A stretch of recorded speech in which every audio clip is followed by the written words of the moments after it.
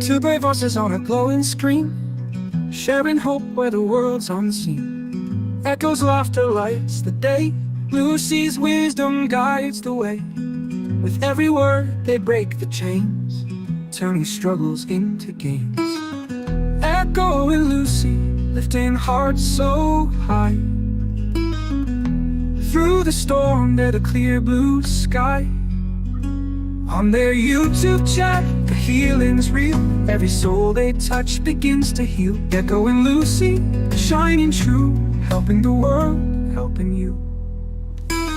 Stories told, the tears unwind. They listen close, they're gentle, kind. Every comment feels like home. No one ever stands alone. Dreams get mended, fears release. Through their voices, pain finds peace. Echo and Lucy, lifting hearts so high. Through the storm at a clear blue sky.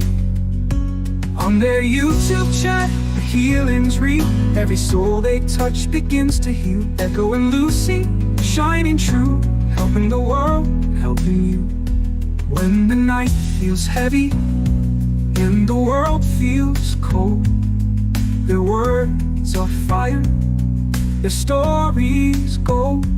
They remind us all we can stand again, with kindness, courage, and a loving friend. Echo and Lucy, lifting hearts so high. Through the storm, they're the clear blue sky. On their YouTube chat, the healing's real. Every soul they touch begins to heal. Echo and Lucy, shining true.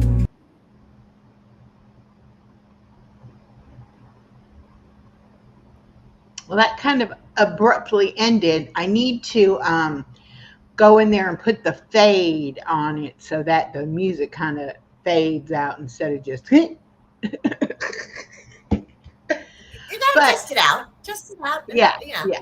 It's a work in But I progress. love the community effort to put that together. I think that's wonderful. Yes, yes. Yeah. Hello, everybody. Welcome to Kaleidoscope of Happiness. Welcome to Miss Body Illusion. This is Self Care Sundays.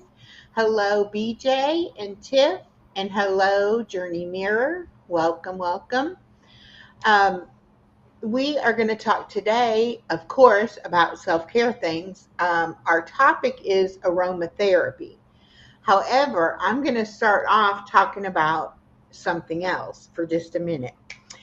I spent the entire weekend with my granddaughter, who is 4, and I have been wanting to clean out my refrigerator, go through my kitchen cabinets, throw out old food, just like really go through things.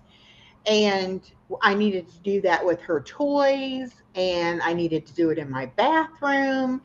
I think every so often we just need to, and I know it's not spring, so it's not spring cleaning, kind of like fall cleaning, but when the mood hits you that it's time to go through things and kind of lighten your load and just get rid of things, you just have to do it. So I've been doing a little here and there, but kind of putting it off because I really thought, well, you need like a whole weekend to yourself. I Uh-huh. won't ever get a whole weekend to myself, so I would have to do it during the week. Anyway, so with her being here Friday night and Saturday night and today, I said, oh gosh, I don't know if I can spend that much time like twiddling my thumbs because I can't really be on YouTube that much because it's constantly, Granny, Granny, Granny, can I have this? Can I do that? And I'm like, I can't really work. So anyway, I said, well, you know what? Maybe if I like don't even say anything to her, like I just let her get involved playing or something, and I just kind Right. of like go in the kitchen and just like start going through stuff. So I got a tote and I was like, this will be stuff I'm going to donate. And it's like, this is stuff I'm going to throw away. So I start going through things and she comes in there and she's like, what are you doing? And I'm like, oh, Granny's just cleaning. And I've got some weird cabinets that kind of are like a kind of, I don't even know what shape they are, but it's like they go way back into the cabinet, but the door Uh-huh. is, about this big, but you have a lot of Oh, space. those. So a lot of things get pushed way in the back. You shoved in that And cubby. yeah. And so she was like, Granny, I can crawl in there and I can hand you the stuff. And I was like, oh, good idea. So she starts helping me. We ended up going through all my cabinets. I got rid of so much stuff, reorganized things. I've had my coffee mugs and my coffee stuff over here on this side of the kitchen, and my refrigerator is over here. So it's like I'm doing this number, while I'm trying to make my coffee or whatever. And I'm like, that Uh-huh. all needs to be over here by the refrigerator. Right. So I sat there and I thought, okay, what do I really need out on the counter? What do I use the most often? That kind of thing. Hello, B, welcome. And so we spent almost the entire day yesterday cleaning my kitchen. I do have a very clean microwave and I have a very clean refrigerator. And I Uh-huh. don't have any dirty dishes in my sink, which is like a miracle for me. And everything is clean and organized. And Friday night, we did the same thing in my bathroom, kind of, sort of. But I had this shelf that has 9 cubbies in it that I had in the living room that we had toys in. I got Uh-huh. new cubbies for them because she had colored on it. They were like pink and blue and green and black. And I was like, yeah, those are definitely child colors. So I was like, I need a different color. Anyway, I got new little tote thingies, and I moved that cube thing into my bathroom. And there was a Okay. bookshelf in my bathroom that I was using for storage. I moved that out into the living room, and then I moved all of her books that I had in my closet and here, there, and everywhere, condensed them all to one bookshelf that she can actually get and use the books out of. Her size. Yes, her Yes. size. Put the cubby thing in the bathroom, and then was able to go through and clean out underneath my sink and my vanity drawers and get all of the bathroom organized. And so, in part of what I did in the kitchen, I had a small bookshelf in the kitchen, kind of between my little office area and the kitchen. Uh-huh. And I said, once I got rid of things and got things organized, I didn't really need that anymore in there. And I said, that could go in my bedroom and I could put my books all there together. So I moved it in the bedroom, got it organized. So it's like everything is getting a little refresh. And it just feels Nice. so good to be That's what like, I was thinking. oh, things are actually getting organized, and getting to where I know what I've got and where it is. And because I have a terrible habit of hiding things from myself, like Yeah. not really hiding them, but like I'll put it up somewhere and then I can't remember where I put it. And so if my Well, daughter when you asks, started cleaning out that big cubby, did you do that's where that is? I haven't seen that in a long time. I Whoa, I realized forgot I had that. I do I that a lot. realized so much stuff that I had in there that I could have been using had I realized it was in there. Right. Like this humongous Pyrex measuring cup with a Ooh.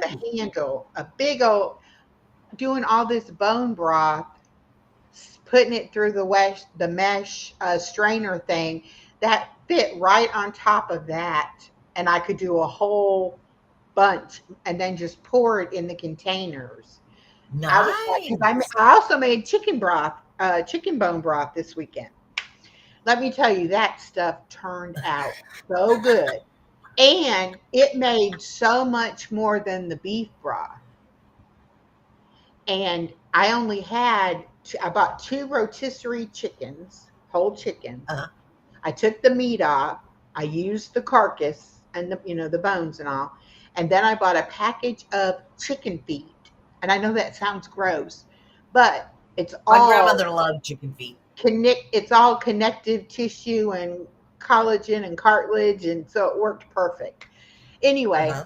made the big old pot of chicken bone broth. So now I have some beef and some chicken in my freezer ready to go. So I am so happy about that. Hello, Peyton Samuels. Hello, B. Welcome, welcome. So anyway, And I will say hello to other. I saw him this morning, so oh, is he in here? hopefully he'll be. Oh, And because I no, didn't. she just said hello, say hello to him. For you to So say I'll just hello. relay it to Okay. you. Yeah, yeah. He Um, had to. He's back at his place, so but I don't know what he's the doing. uh the feeling of just getting that done, like it was such a weight knowing I needed to do it or wanted to do it. It's almost one of those kind of things you wish you could just like snap your fingers and be on the other side of it already done without Yeah, actually having to do it. So I am so but doesn't it glad that feel good?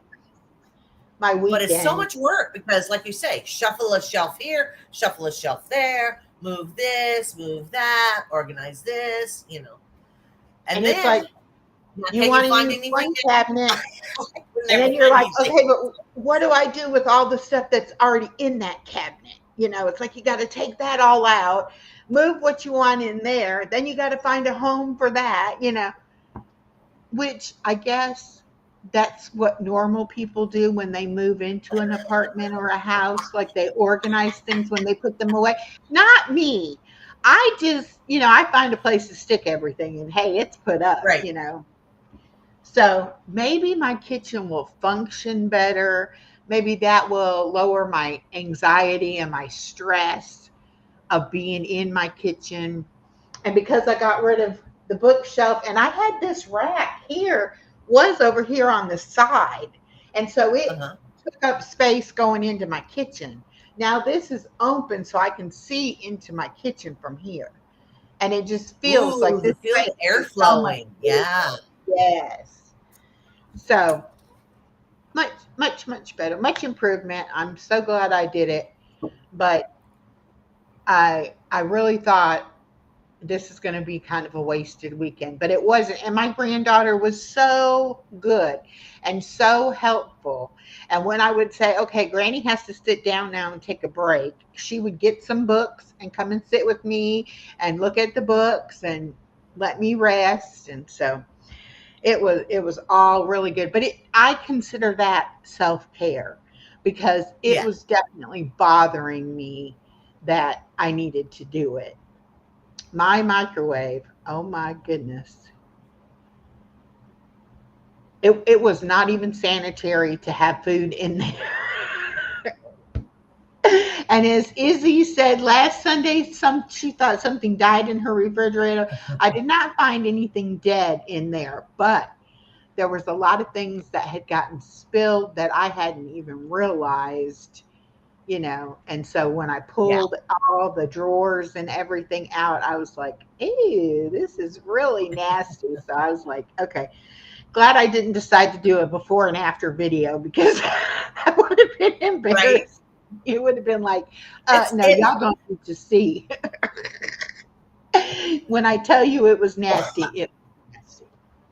Well, microwaves are like that. You use it for the minute, minute and a half, and you just pull it out and close the door.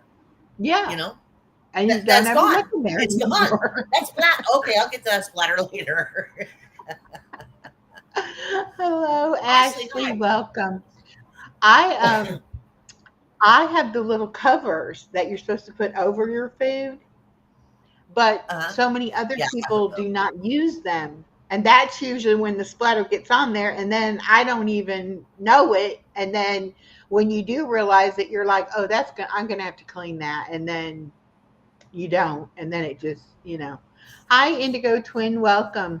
It's like you just keep kind of overlooking it, or I have a really good habit of doing that, kind of like, yeah, okay, I'll put that on my list of things I need to do.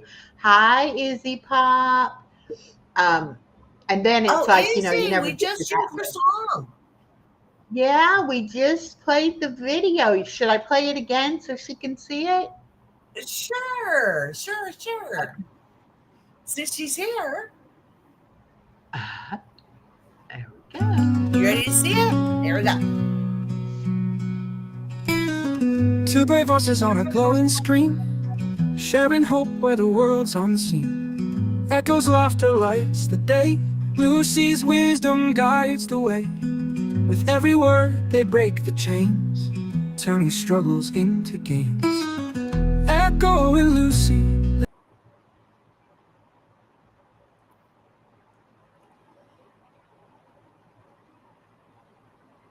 On their YouTube chat, the healing's real. Every soul they touch begins to heal. Echo and Lucy, shining true, helping the world, helping you. Stories told, the tears unwind. They listen close, they're gentle, kind. Every comment feels like home. No one ever stands alone. Dreams get mended, fears released. Through their voices, pain finds peace. Echo and Lucy, lifting hearts so high. Through the storm at a clear blue sky. On their YouTube chat, the healing's real. Every soul they touch begins to heal. Echo and Lucy, shining true, helping the world, helping you. When the night feels heavy and the world feels cold, their words are fire, their stories gold.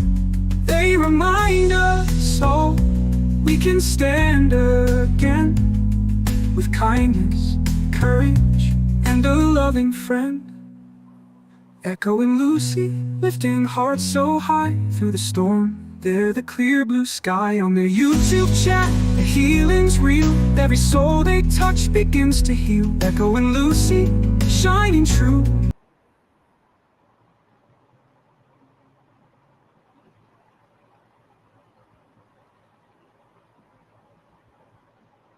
So, what do you think? Oh, gorgeous, she says. Okay. Okay, so she approves.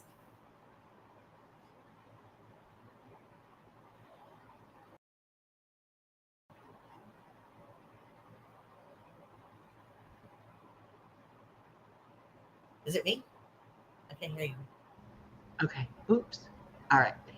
So that I kind of did that in the middle of the night, Okay. and I thought I had already done the video. We had talked about it, but that didn't get finished. So in the middle of the night last night, I was like, I need to put that video in Restream so we can play it tomorrow. And can you hear me now? Yeah. Okay. Okay. Because now they're saying Yes. Echo is muted. Anyhow, I'll go back in and tweak it. And Lucy told me that I forgot to have Khloe's picture in there. So I got to do that anyway, add her picture to it. So I'll go in and tweak it a little bit. But anyway, let's talk about aromatherapy. You see my little doohickey Okay. here? All right. Ah. What is that? And it, Oh, that's a diffuser? yeah. And this one is called Find Clarity. And it is lemongrass and bergamot. And it almost smells like men's cologne. It's what it reminds me of. But anyway, It smells like what? men's cologne. It kind of smells Oh, like okay. that. Yeah, it's because it's got that woodsy, that bergamot. Yeah. It's got woodsy. This But the lemongrass is supposed to be a stimulant.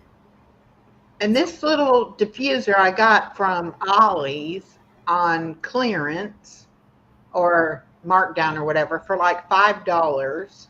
It has a little night light that changes colors, and then you can hit the button to make it Oh, put that's the cool. scent out there. And the little bottles were like $1.50 a piece, and I think I got like 3 or 4 different ones. But that's my extent with aromatherapy, other than candles. So Izzy is asking a question. Izzy, that is her fur baby, her little pup. She also has her own channel. She's asking oh about yes, Khloe. who's missing? Who's missing from the video? Yes. She has her own channel as well. So it'll Yes. be up here, Khloe the and Chewini. some things are going on it a lot more. So yeah, it's her fur baby. Yes. She remember I said she had 77 watch hours? Now she has Okay. 97 watch hours. So just those couple of Yay, live we're streams that we did getting there. got her 20 hours already. So yes, I will be Good. Good, continuing to good, do good. that. Yes, Chloe the Uh-huh. Chewini. I have a little fireplace diffuser. I love it. Yes. Oh, and BJ says he has incense but can't use them as they set off the fire alarm. Oops. Yeah, I would probably have that problem too. Matter of fact, when the Yes. hurricane came through, my daughter and we decided we would play cards with candles, and we lit about 20 candles, and it set my fire alarm off. So it's like, yeah, that doesn't really Yeah. help. You kind of need a battery operated some kind of light source for, those kind of things. Well, I have the old oil lamps. So when my power goes out, I light a bunch of antique. I have Yeah, antique I used to garbage everywhere. collect So I have those. like 20 oil lamps. And I just light them. Yeah. I And it also gives the love illusion of oil being lamps. warm. Those Yes, power always goes out yes, when it's cold. yes.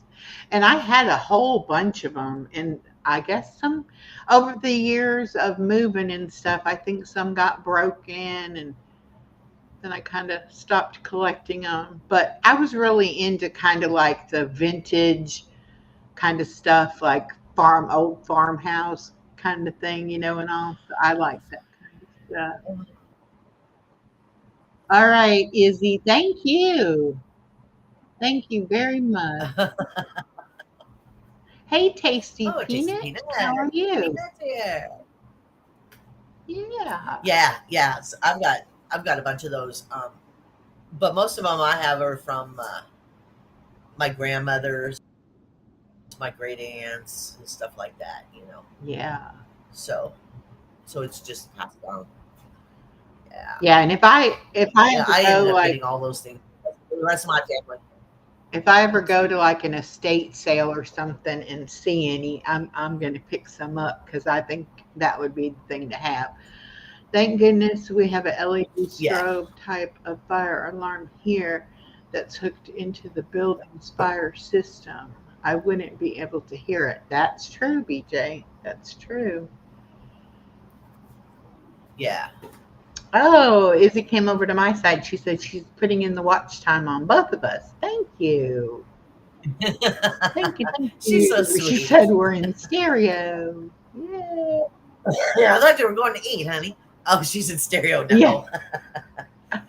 now. Okay. She's so So, funny. what can you tell us about aromatherapy?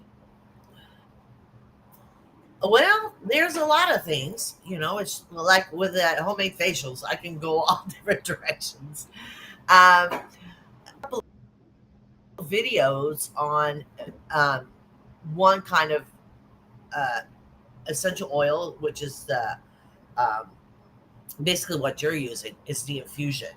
So you can use it in your thing because that's basically what it is. It's oil with the essential oils in it. But aromatherapy, it depends on where you want to go, what you want to get out of it. You know, it really does. I mean, you can get calm, you can get um, stimulated. Like with mints and it's things like that. Mostly mints will get you going. Uh, so you can use any of those things. You can use them in your mask. You can use them in your scrubs. You can use them in anything. You can use them in your hair products, whatever. But it depends on what it brings to you. It's back to that olfactory again. All it's about is that olfactory, and it'll bring to you whatever um, feeling you want to bring or uh, calm, suppress. So it just depends on what you want to do. I mean, there's different kinds. Like I said, there's the woodsy is usually the calming ones. You know, the woodsy smells like the sandalwood and the cinnamon, the cloves, things like that. The woodsy kind of smells. Those are the calming ones. You know, the pumpkin pie smell, folks. That's good. Hey, well, it But is time for pumpkin right? spice for sure. For sure. Hi, Bud Yes, Files. it's that time, and it's those smells.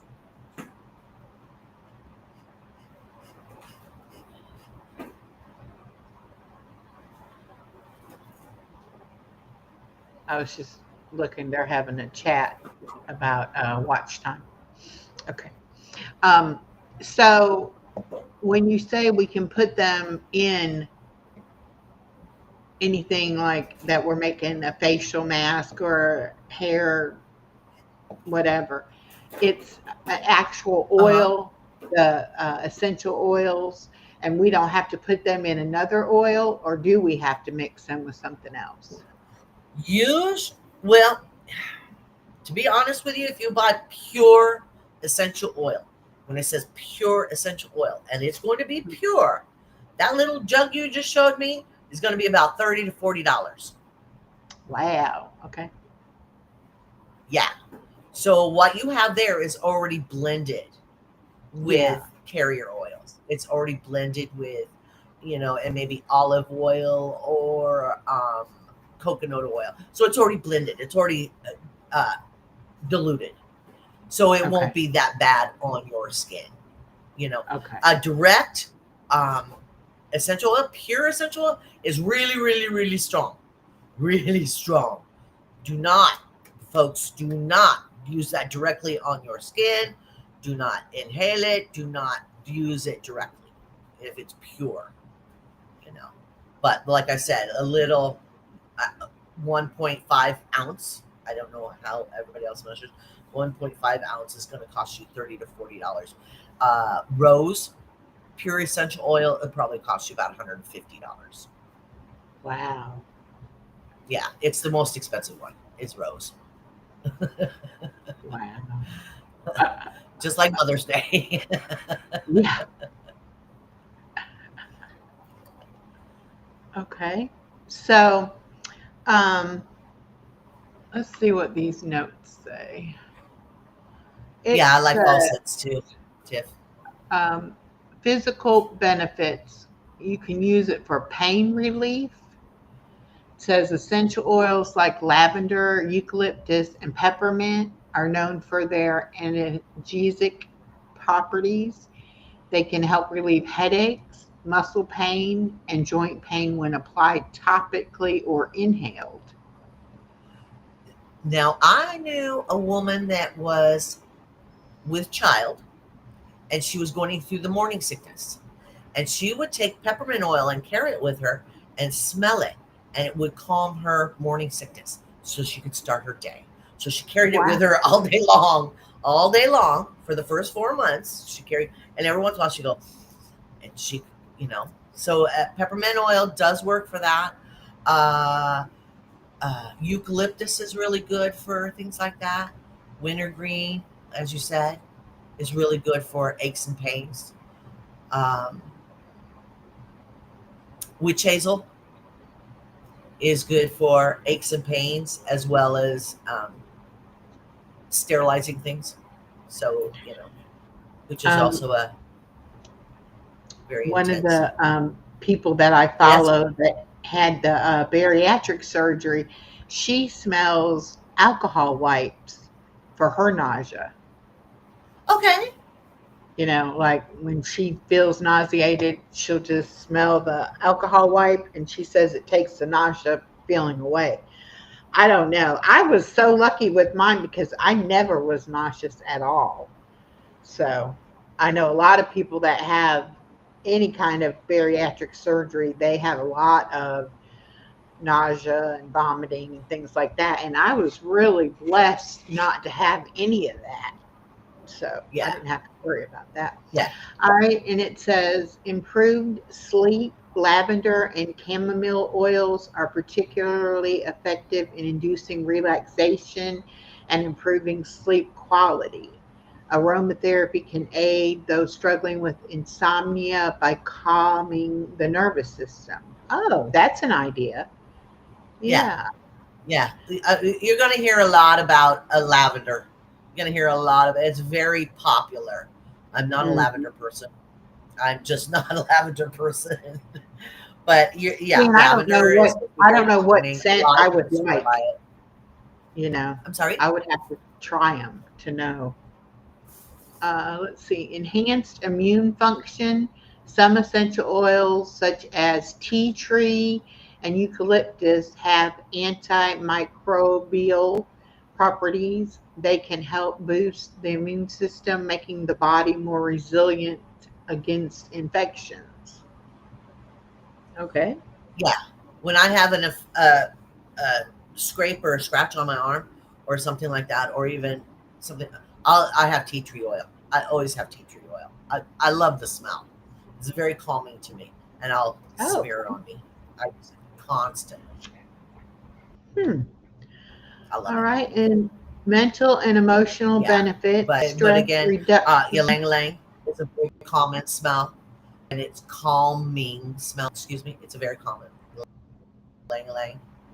I don't know if you saw something on that one. It's a very calming one as well. I love that smell. Okay. Aromatherapy is widely used to manage stress and anxiety. You can Oils also do such the stimulant. as uh-huh, uh, the lavender, bergamot. I don't know if I'm saying that right. And the yang yang or lang lang can promote relaxation and reduce stress levels by influencing the limbic system in the brain, which controls emotions. Ah. Uh-huh. Mood enhancement, citrus oils like lemon, orange, and grapefruit, known to have uplifting effects on mood. They can help combat feelings of depression and provide a sense of well being. Yeah. Okay, here we go. Increased focus and clarity. Peppermint and rosemary oils are known to enhance concentration and cognitive performance. They are beneficial for students or professionals who need to maintain focus and clarity. I might need some of that. Yeah. Yeah. Hello, It Brandy. just depends on Welcome. what you want. I mean, you Yeah. can, yeah. I mean, you can do, you can do like a lot of people will in the mornings if they shower in the mornings. They do like a mint body wash, you know, or they'll do something with uh, lemon or something like that. And what it is it's stimulating you. It's waking you up along with the shower. Is that effectiveness it has? Oh, hi, hi, Brandon. Yeah. So, like I said, it just depends on what you want or what you want to feel. Uh, yeah,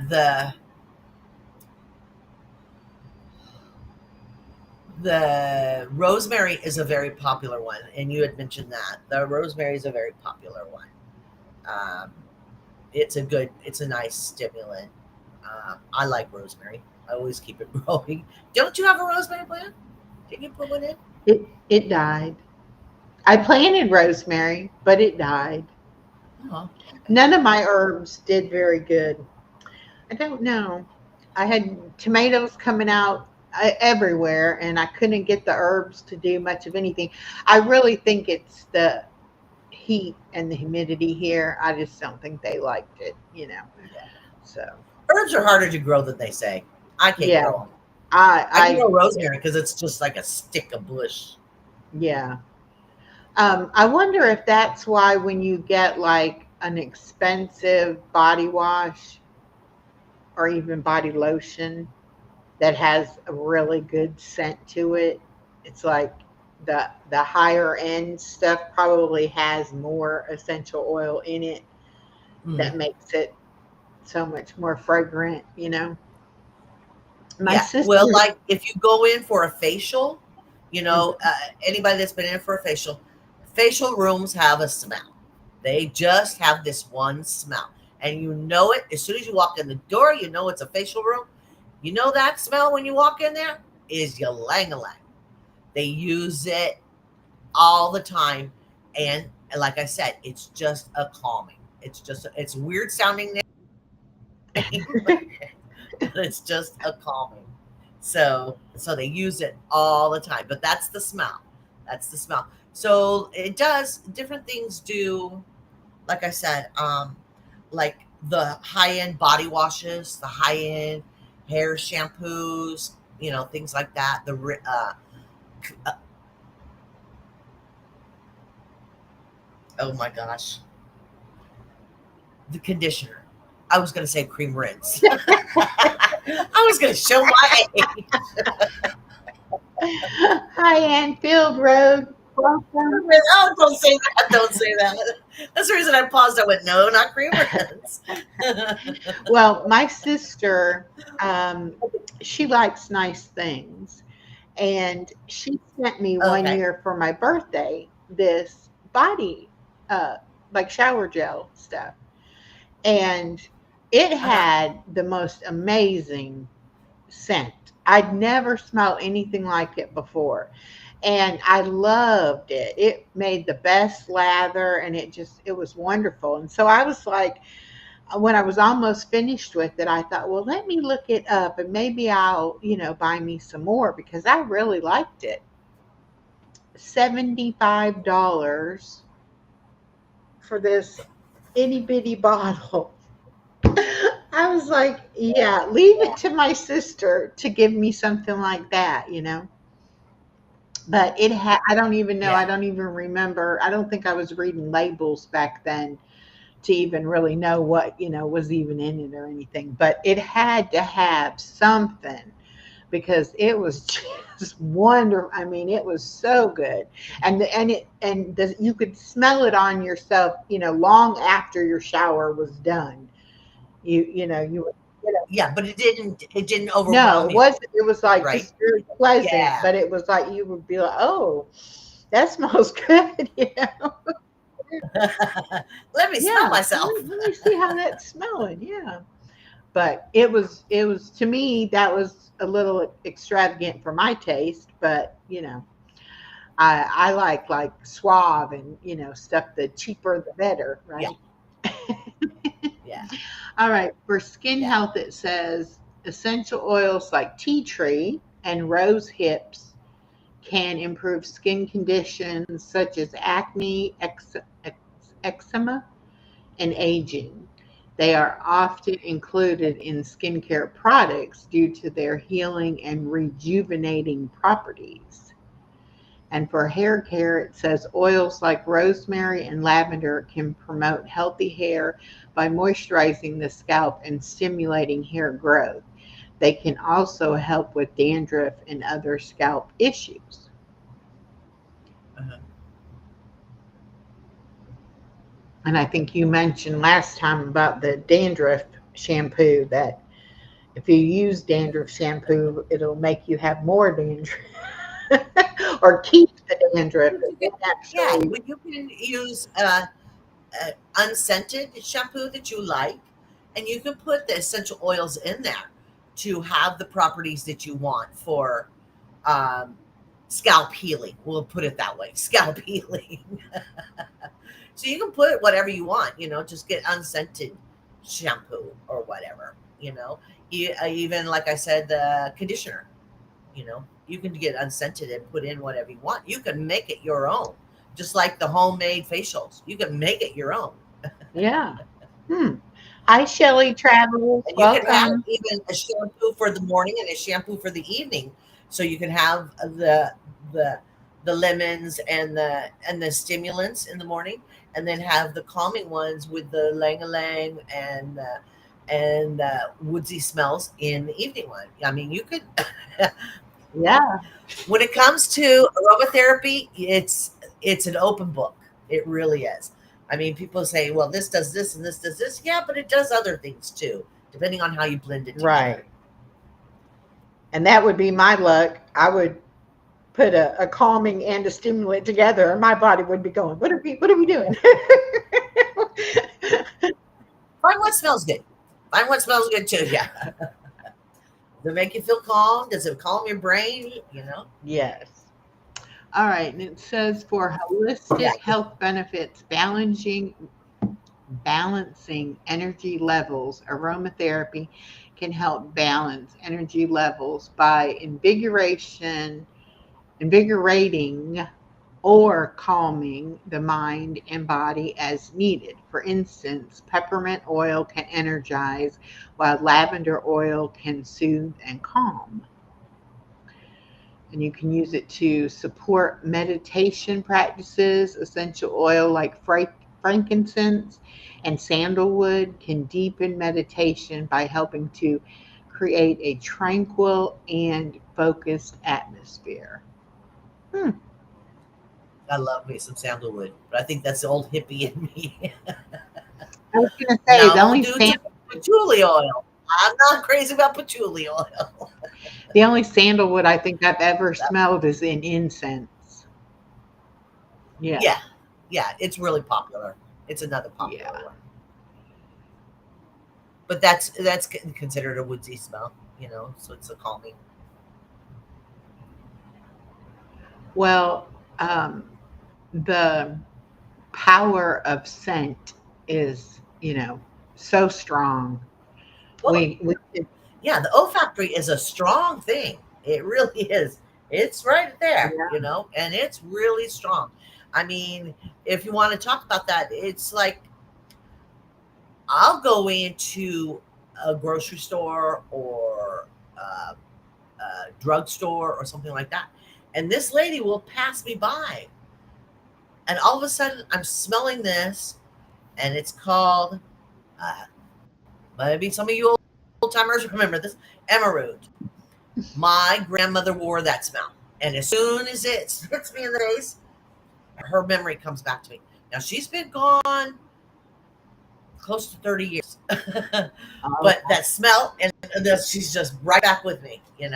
So, yeah, the olfactory is a strong thing, and it can bring back yeah, uglies as well. So yeah, we want to keep the yeah. positive. Well, and that's the thing about it. We live using all five of our senses, and it could trigger something, whether it Yeah. be a smell or a sound or, even just the way something feels or anything like that. And I think that's why the more you get in tune with yourself, the more you see those kind of things, bringing back memories or, helping you to be able to remember things. Um, Uh-huh. and it's funny how you cannot even think about something for years and years and years, like with my dad and his shaving stuff. And then it's like as soon as I thought about it, it was like I could smell it. It was like it was right there, that smell. Oh And yeah. I hadn't thought about that Isn't in many years. but isn't that the first thing that comes to you? Is that smell? Yeah, Smell, and yeah. then the feeling, the emotion that comes with it. Hmm. Hello, Stephanie. Welcome. Yeah, I definitely can remember the way, and even like he was in charge of making the turkey and the dressing for Thanksgiving, and he would always have us kids help him make the dressing or Okay. stuffing, whatever you want to call it, and they wouldn't buy the already cubed up bread, the dried Oh, bread to make it. They would buy yeah. wheat bread and white bread and they would lay it out and let it get stale. And then we had to break it up to Uh-huh. make That's the why we made stuff. it. And I can remember the smell of celery because Oh, he would put celery and onions and sage in the dressing. oh, and see. And he would That's take another good the smell. the neck and the parts out of the turkey and boil Uh-huh. those, make a broth, and then Right? he would put that broth in and put eggs, some raw eggs, in there too to kind of help get it together or whatever. But anyway, I can remember all of those smells. And any time that I have ever made anything like that, that had those combination of, things in it, I always think about that. Uh-huh. Like, oh, Yeah, my dad making stuffing. the hot peeled boiled eggs along with the smell of the sage. Yes, Hmm. I can see that. Brandon said, my grandmother used to wear perfume that smells like roses, and anytime I smell an older woman wearing that, it reminds me of her. Yeah, Aw, yeah. My Aunt see, Pat used to see, wear and taboo. you do. You'll be walking through the grocery store, and all of a sudden, a smile will come on your face. Have you ever heard of that? Taboo? I What's that? think it's TABU, Taboo? Oh taboo, yes, oh yes. I know taboo. people that still wear It's it. like a Ooh, it's like that's a nice. musky, like a musk. Uh, It's strong. it's very strong. But my Aunt Pat wore that, and it was like, Exactly. she did too much of it. And I always was like, oh no. And she would always say, don't you want to try something? No, no. I do not like that. But I noticed my granddaughter likes to spray different, sprays on her and use different lotions. And she'll sit there Okay. and smell them and be like, oh, that smells so good. Yeah. Do they still I make think, Love's Baby Soft? Maybe you could I go don't that direction know, with but, her. I used to and love that stuff. That was there is a perfume, and I don't remember what it's called, but one of my cashiers used to wear it, and it smelled just like cotton candy. And ooh. every time I would, be around her, I would be like, I want cotton candy so bad. And it was just that smelled just like at the fair when they would make the cotton candy in the big vat Uh-huh. thing. Yeah, Yeah. it's an interesting thing, and it does, like you said, even just her cologne would take you to the fair, and it's just yeah, it Yeah. does. It takes you to different memories. So, I mean, it's supposed to be about aromatherapy, but olfactory takes care of so much. It really does. It Yeah. holds so much memory, and it could be good. It could be bad. It's just, Okay. And let me ask you this hopefully we don't question. bust good Why ones. is it that I buy the air freshener from Bath and Body Works? The it's a plug-in thing, and Okay. I think it's called Wallflowers. Anyway, you buy the little thing and you screw it on there and you plug it in the outlet. Well, why is it that you don't smell it after a while? Yes. And then you don't smell it after a while, but if you leave your house and come back, then you can smell it. Why is that? Right. You just get used to the smell when You you're get in used the to it. smell? You get used to the Okay. smell. Hi, Joel. And that's kind of Welcome. nice to do that because then you know how company smells your house. If you go back Yeah. and come back, then you know Yeah. the company smells. Okay, this is what the company is smelling. Okay, we're good with that. We're good. Yeah. Now, my daughter has said that to me before. Um, that my house has a certain smell to it. And I mean, she likes Uh it, huh. but it's like, and I said, well, what does it smell like? It smells like your house, it's just like that's your house, what your house smells like. And sometimes she'll Uh say, huh. like, I have a certain scent, you know, Uh and huh. I'm like, but I'm not wearing like any particular thing. It's my combination of my deodorant and my body wash and, whatever. But she's like, but you smell like my mama, it's like, okay. So Yeah. I don't know. I guess Yeah. we just get used to certain scents and we just, Well, you know, and they say that even if it's one person in the house or house, whoever the most dominant personality in the house, that smell like. They'll smell like them. huh, That's what they. I don't that's know. interesting. I don't know. I haven't had a house full of people since I was 21, and it was party house, so I couldn't tell you. My house smells like me, like your house smells like you. It's just, yeah. But I think it's just us, and then we're in our homes. We go through emotions, which also give off a certain scent. So, but we do that mostly Oh, inside our walls. So that gives off a certain scent.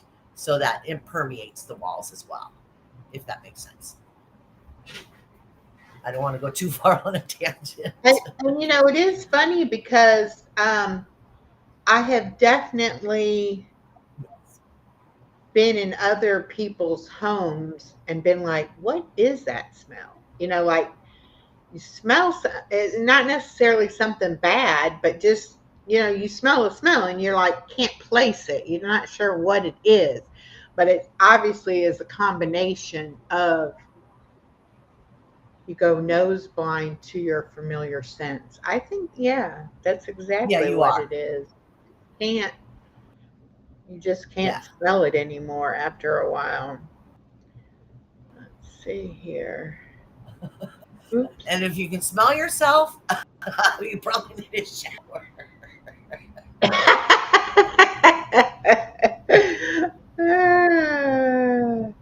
Just a just a helpful hint. And that was just a helpful hint. A PSI there. Thank you, BJ. BJ just sent me the picture. He's made the comment that he put a sign on his refrigerator that said "Science project in progress. Enter at your own risk." So he sent me it because I said I need a sign like that. So he sent me the Oh, image of that's it. So I cute. thank you. I Yep. needed that. Oh That's goodness. adorable. That's adorable. Oh yeah. I My do fridge has been I there more do than tend to one, where it's just like I don't put know, stuff don't even want in to there open it. and forget Oh about it. I just kind of forget, Jake, you're especially very since I've clever. had my weight loss surgery.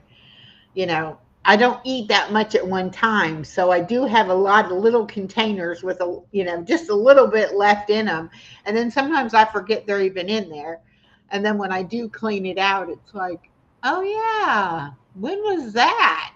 It's like that was a couple weeks ago or whatever. But I'm getting so much better now about putting it in the freezer. Like not even leaving it in the refrigerator, just like portion it out, put some in the refrigerator and put the rest up in the freezer. That way, then it'll last longer in the freezer. And if I want it, all I have to do is pull it out. Yeah. So Especially if I'm there's getting time better with that. restraints or something where you don't have time and you're lightheaded. Yeah. And I hate that when I've made something or I planned to have something, Are we and then delayed? somebody will say, well, let's go out to eat. And I'll go out to eat, but then whatever I get, it like lasts me for like 4 or 5 more meals. And so then it's like what I already had I'm not going to eat that because I'm going to eat this, and so sometimes I'm kind of like, yeah, no, I don't need anything, thank you. I just eat what I got already. My granddaughter did not like the look of the chicken feet in the chicken broth. uh, she was like, "There's fingers in there." She's like, "Granny, why did you put fingers in your soup?" And I'm like, "No, no, no, they're chicken feet." I said, "But we're going to take them out." And I even took the bones out and kept the meat to give to the dog. But I didn't give her the chicken feet either. I took those out too. And but then when I wanted her to taste the broth, she was like, "Are you sure you took the feet out?" And I'm like, "Yes, the feet are not in there." And then she liked it. She was like, "That's really good." And I'm like, "Yeah, those chicken feet made it taste pretty good." But it was kind of funny looking with them in there. But using the rotisserie chicken, that kind of was pretty good idea because then I had got the meat off of it, and then I could use the bones for the broth. So that was pretty good. I thought I had I some don't know where you chicken got thighs chicken up feet. in the Where freezer. would I you was get going to chicken put feet? those. the chicken feet. Well, see, that's, I think down Uh-huh. here in the South, a lot of people eat it because you can find just about anything in the grocery stores when it comes to that. You can get the Oh, pig's okay. tail and pig's feet and chicken feet and all that kind of stuff. So, Nothing goes to but waste. hey, yeah, if it has collagen and cartilage and all that in it that is good for you, hey, I'll cook them. I don't care. Like I said, it made it taste really good. So, and I still don't know exactly what seasonings. I just like because he gave me all those seasonings, and I'm just like, yeah, some of this and some of that, and. But it all tastes good together. So I'm having fun, doing it. My Good. daughter's like, why are you making all this broth? And I'm like, because I'm drinking it and I like it. And I'm in the habit now of drinking it every morning. So Nice. I have to have it That's now. good. It's like part of my routine. I have to have my broth and then I have to have my coffee. And then after that, Ooh, start your day with a big shot of protein. Nice. Between your yeah, protein powder and your coffee and your broth. Wonderful. yeah, yeah. So much better than a boiled egg every single morning. Ugh. See, I couldn't do the same thing every day. Which I mean, I'm doing okay doing the broth and the coffee, but then when it comes to the eating, I mean, I like eggs, but I don't want an egg every day, Yeah, and it's like I want different things at different times. So, yeah. but that's one thing about it. You Variety don't is the have to spice. eat. You don't have to eat a certain thing. Like a lot of people were like, "Oh, that's breakfast food." Well, yeah, but if you want to have bacon and eggs for dinner, you can have bacon and eggs for dinner. I mean, That's what my mother breakfast always said.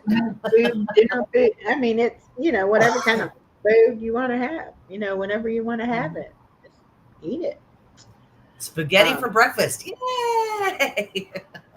That was my favorite as a kid. I wish that my mom had been a better cook and that we had more of a variety of dinners because I think she only probably knew how to make about a handful of things and she just kind of it was always just about the same. We didn't really it wasn't a whole lot of variation to now when my dad cooked on the weekends or whatever, he would make some strange uh concoctions. And I I think like that's that. where I kind of like I can remember my ex-husband asking me like, well, what is it? And it's like I would tell him what, because he grew up where, you had a piece of meat and then you had a vegetable and then you had a starch, but everything was identifiable what it was. I grew up Uh-huh. where we ate lots of big pots of stuff, like chili or vegetable soup or whatever. And so I kind of like mixing meat and vegetables and rice or pasta, and kind of make like a casserole type thing. I learned real quick my ex husband did not want his meat cut up in something, he wanted to Oh, okay. see the piece of meat. A hunk of meat. Yeah. A lot of men are like that.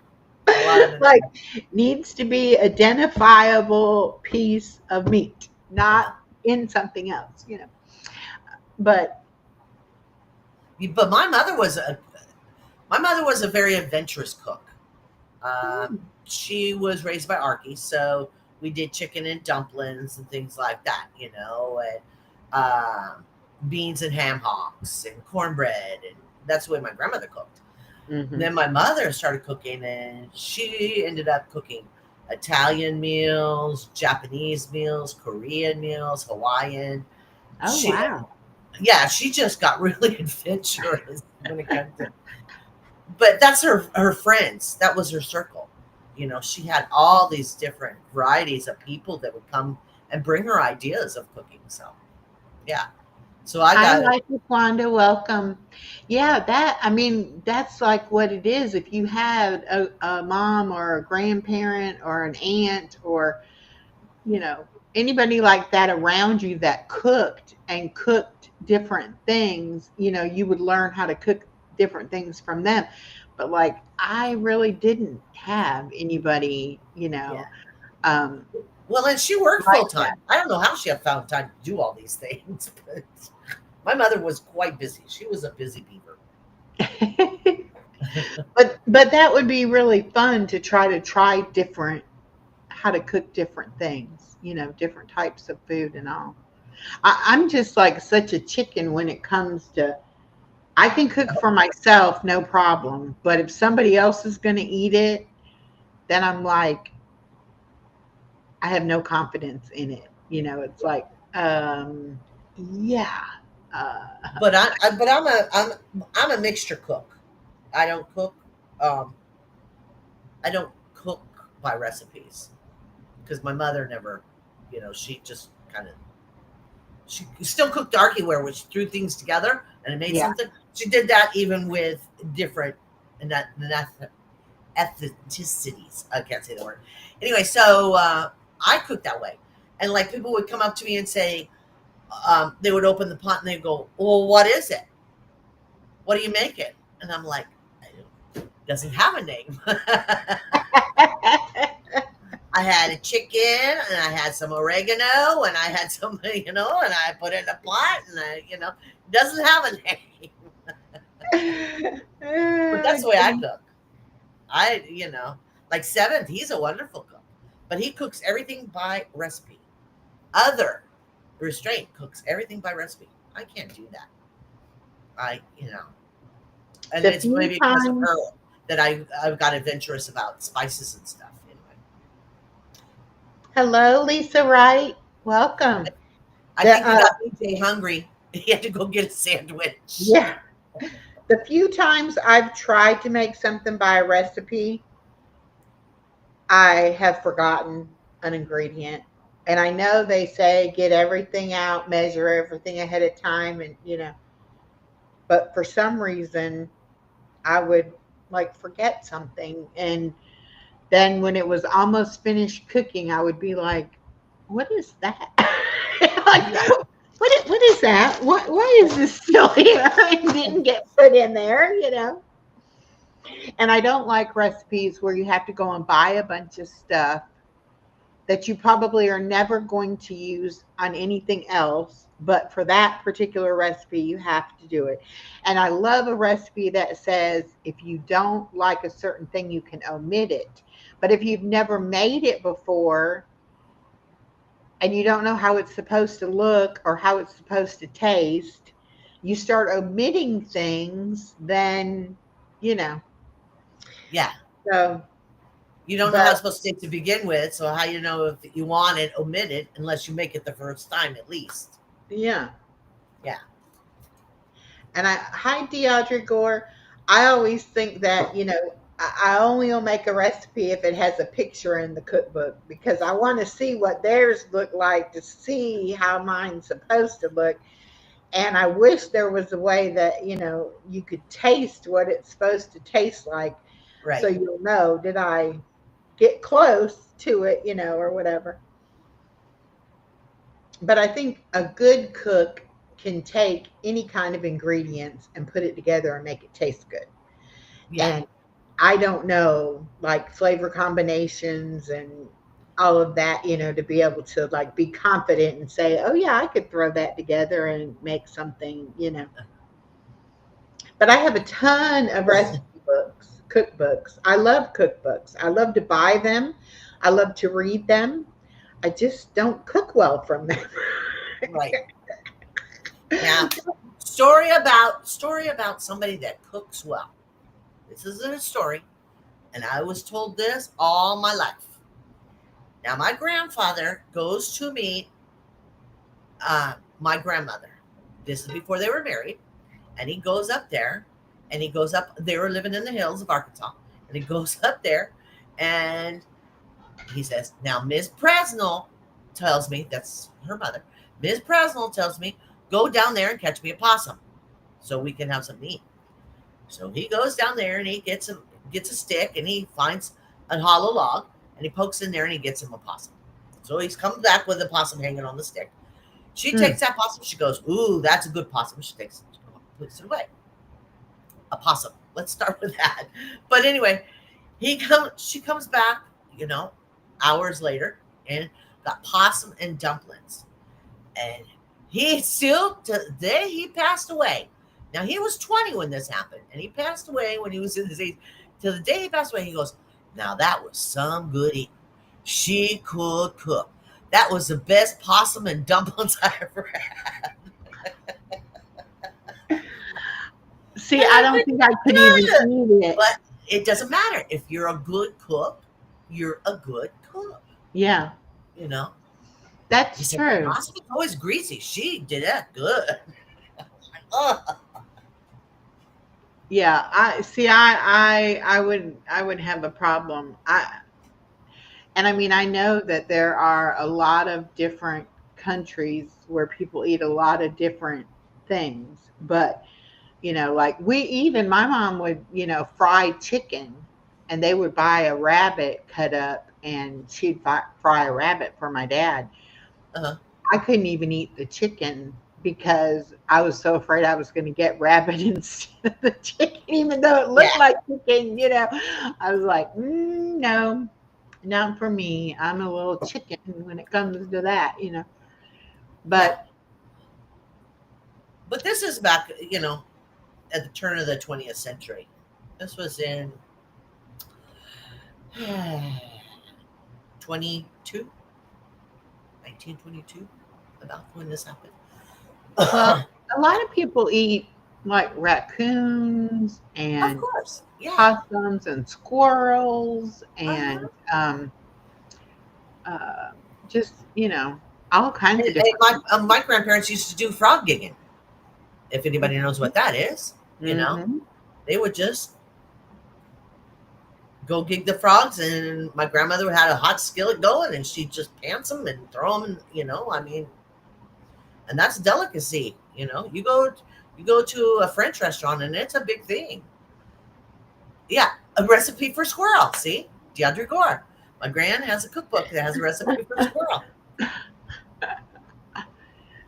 Yeah, I don't know. I think if I knew what it was, but now see, this is how a friend of mine got me to try snails. Okay. Because he did not tell me what it was. And for some reason, whatever it was he called it, I thought I had before. So I was like, oh yeah, I can eat that, Then after I ate it and he told me what it was, I was like, no, that wasn't what I thought, But it was good. I did eat it, Uh-huh. But if you like garlic, you can eat escargot. Frog gigging. It's a sport. I don't know what you would call it, but you go out at night with a flashlight, and you go out and you have this big long, usually it's bamboo, big long stick, and on the bottom of it, it has a 3-prong that looks like the devil's pitchfork. That's what it looks like at the bottom of it.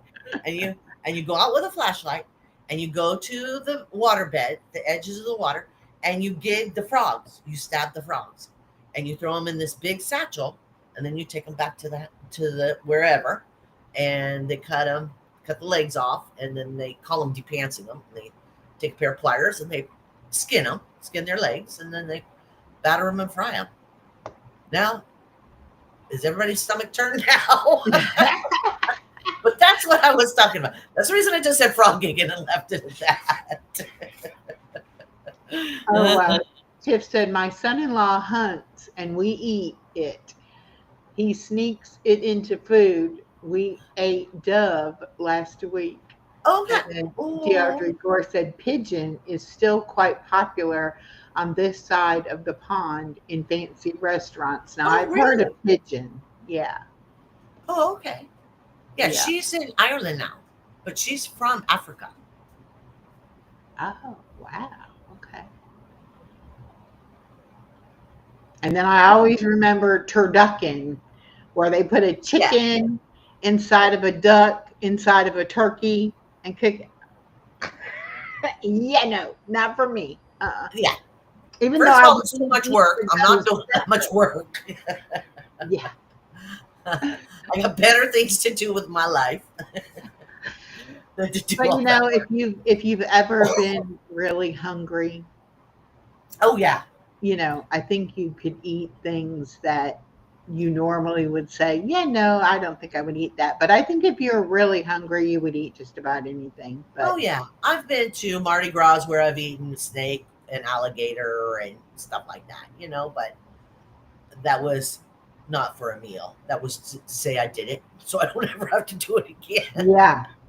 Now I had gator tail, Uh, illegal gator tail, because ooh, here in Georgia, I don't think you're supposed to get the tail. But anyway, uh, yeah, somebody I you're worked awfully with, close to Florida, so I could see it yeah, being but endangered. somebody I worked with, her husband cooked it, and um, she was like, "I'll bring you some if you want to try it." And I was like, "Oh yeah, sure," because they said, "Oh, it tastes just like chicken." Yeah, it was the most rubberiest chicken I ever had.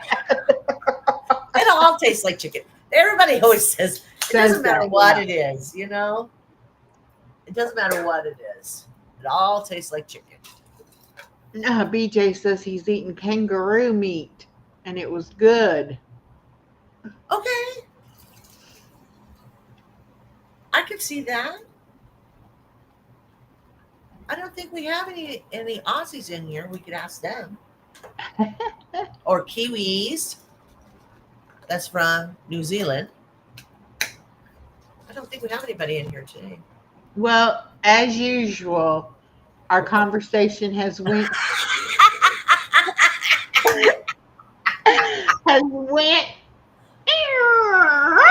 We always do that. somebody is Aromatherapy to frog gigging. Let's go. Let's see how far we can get off. somebody is going to pull this video up when it comes out as video, and somebody is going to see the title, and they're going to come to watch it, and they're going to fast forward, and they're going to hear us talking about eating kangaroos, and they're going to be like, what does that have to do with aromatherapy? It's like, well, it doesn't, but hey, it's our show. We can talk about whatever we want to talk about.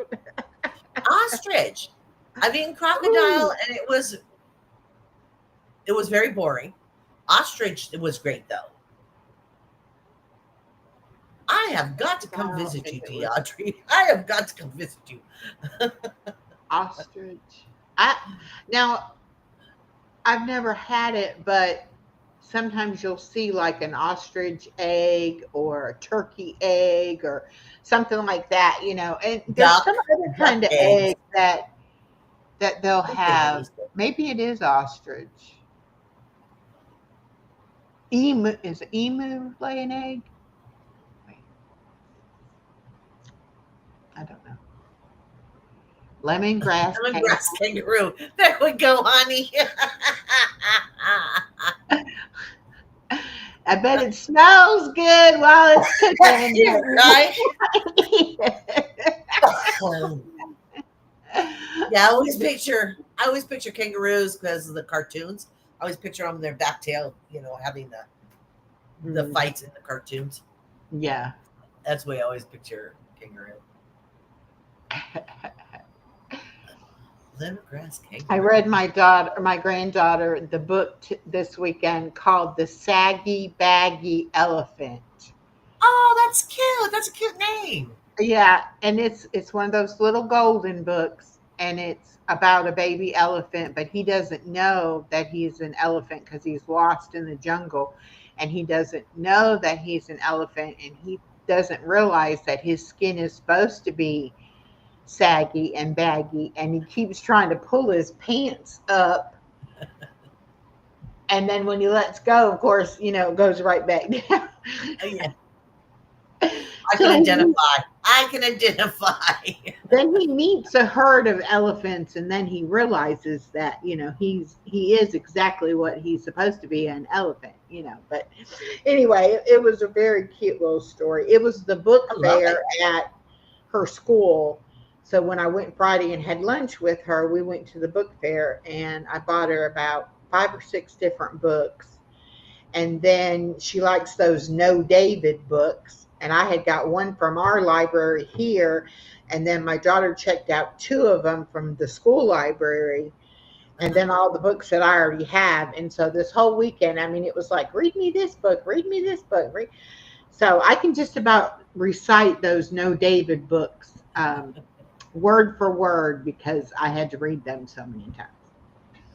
But they do teach a good lesson that no matter what you do, you should always tell the truth because you'll get in trouble twice if you lie.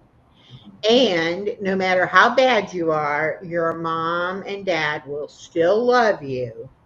They might not like what you do, but they will still love you when it's over.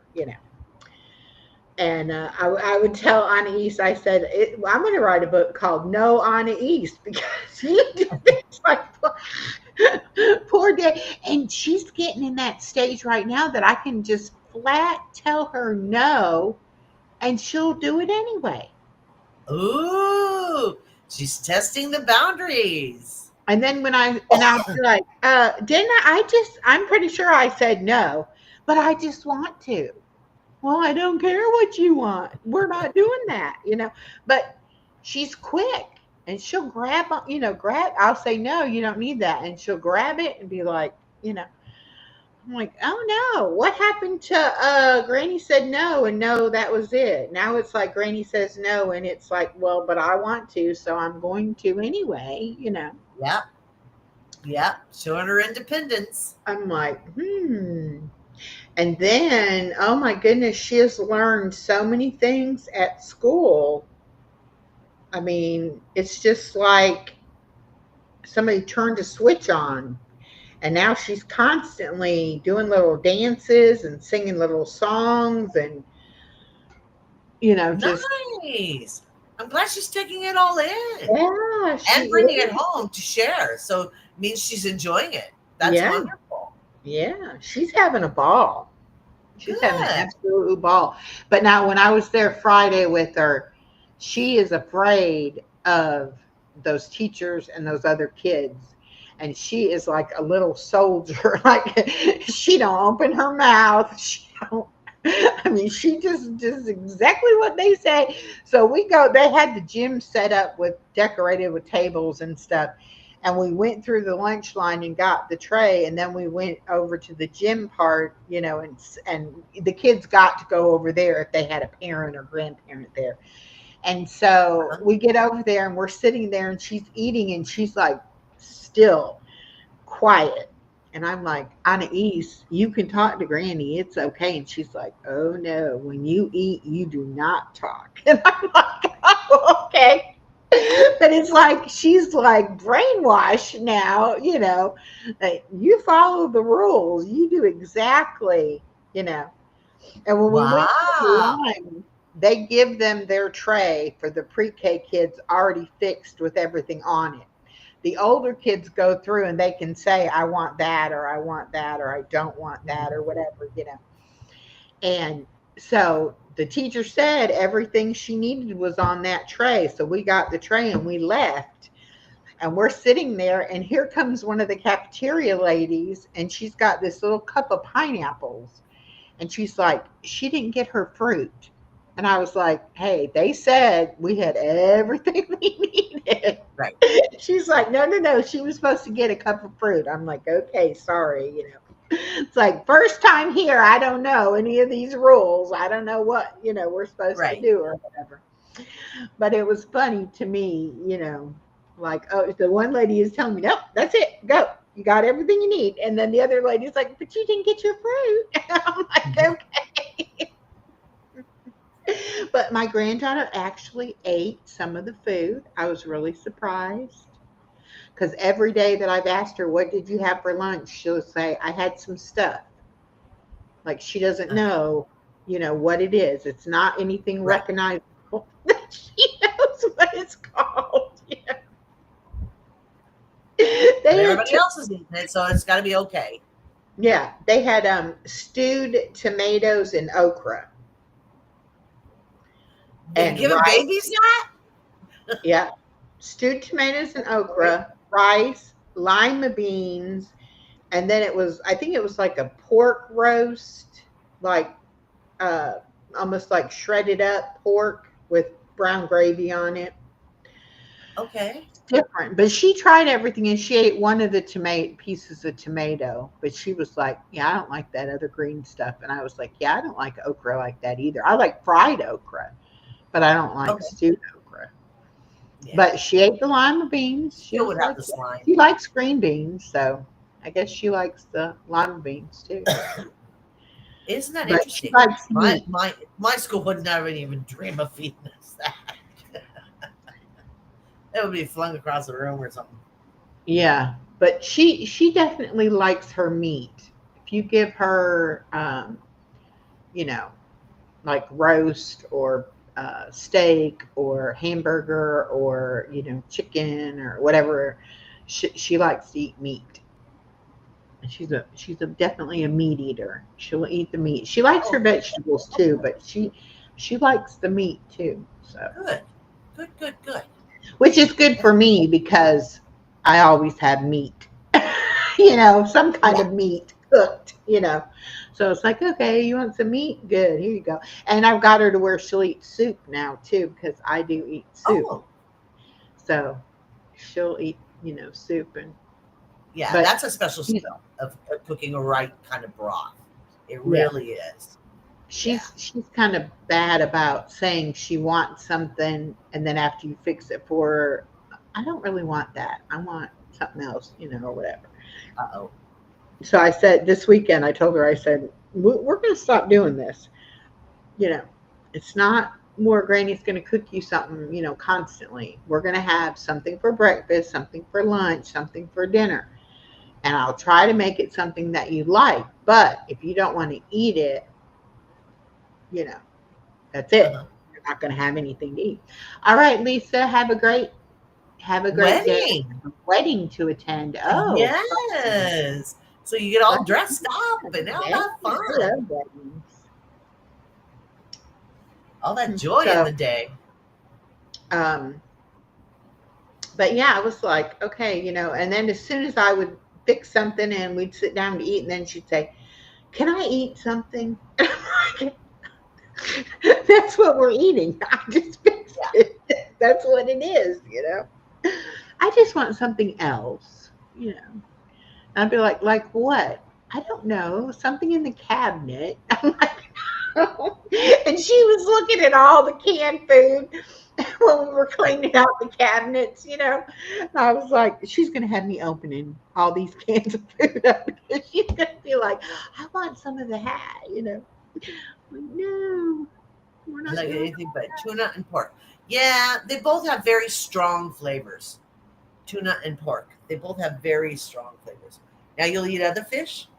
I mean, is it tuna in a can or is it a tuna? Because tuna I in a think, can and tuna is two different kinds of tuna. yeah. Well, I mean, most people, it's canned tuna. And I really think it depends on what you like. If it's in, I like mine in water. It's not doesn't Uh, taste as fishy if it's in water. But now I like the taste of fish. But for some reason, if the tuna fish is too fishy tasting, I don't like it. yeah, I don't eat fish. Never have been much of a. I don't eat crab.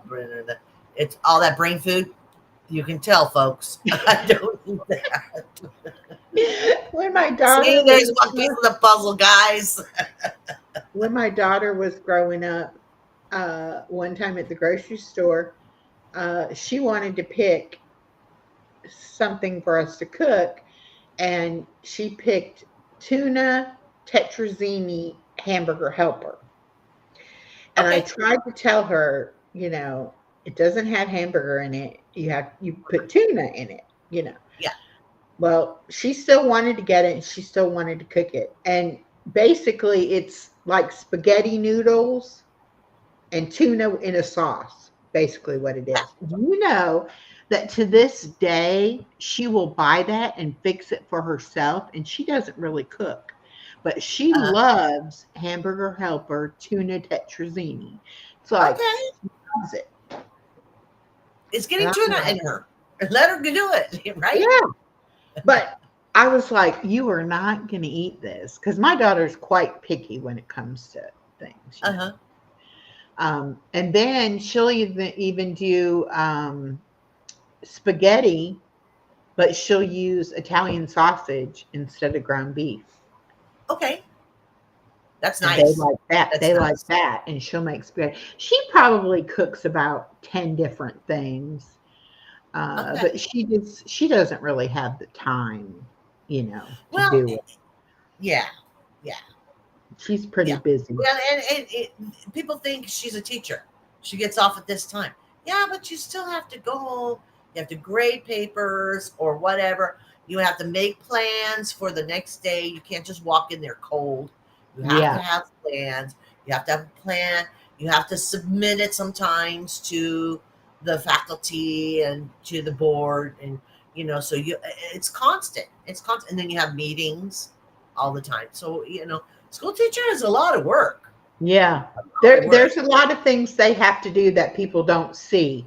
behind the And I think scenes. a lot of people think it's just basically babysitting kids in a classroom.